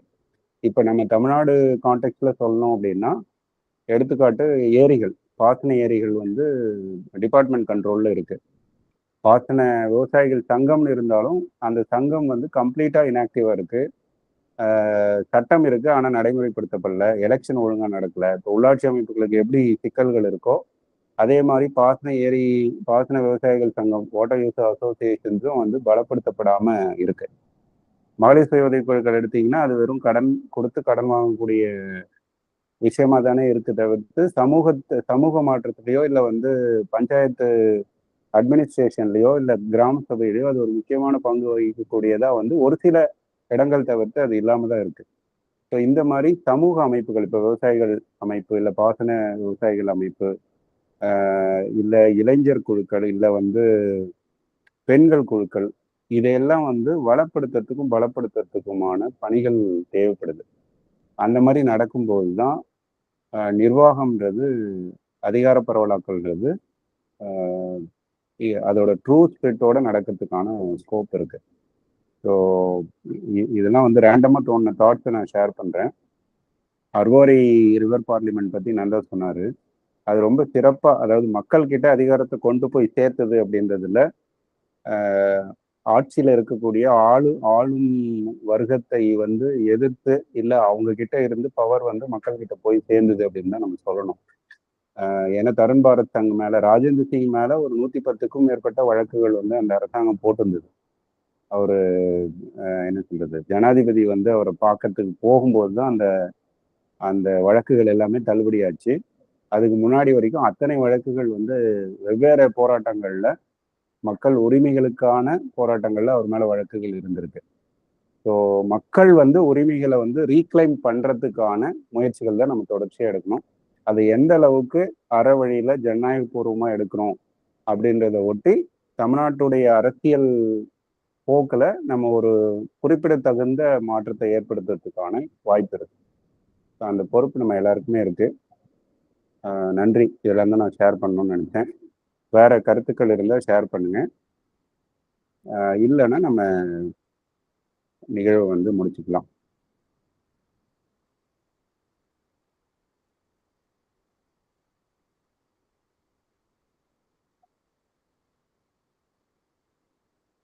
நந்தா, உங்க இறுதி கருத்து இருந்தால் ஷேர் பண்ணிடுங்க. நம்ம வேற கருத்துக்கள் வரல எதுவும். தோழர், அந்த ஒரே ஒரு இது, அந்த ராஜமன்னார் அறிக்கை எதுவும் ஏற்கனவே புத்தகங்கள் இருக்குன்னு நினைக்கிறேன். அது கூட எடுத்து நம்ம கொஞ்சம் ஒப்பீடு பார்த்தா கொஞ்சம் நல்லா இருக்கும். அது ஒரு செய்தி தான். சரிங்க தோழர், சரிங்க தோழர்.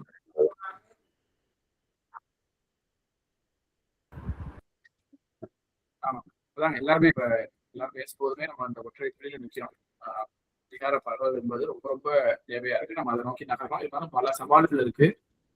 நம்ம அடுத்தடுத்து திட்டமிட்டு நீங்க சொன்ன மாதிரி பப்ளிக் காமன்ஸா இருக்கலாம், பஞ்சாயத்துகள் தாண்டி பொது அமைப்புகளுடைய செயல்பாடுகள், மகளிர் குழு, எல்லாத்தையும் சேர்த்துதான் தான் அது இருக்குது. இது ஒரு இந்த அறிக்கையில அப்படி மாநிலங்களோட அதை நிறுத்தியிருந்தாலும் அது அப்படி இல்லை. அதிகார பரவல்னு குறிப்பிடும் போது அது தன்னாட்சியுடைய பங்களிப்பு என்பது எல்லாருக்குமானதாக நிர்வாகத்தை உண்மையே அப்ப போய் சேர்க்கிற மாதிரி இருக்கு. செய்வோம். நன்றி. நன்றி. ஜெயரனா முடிச்சுக்கலாமா?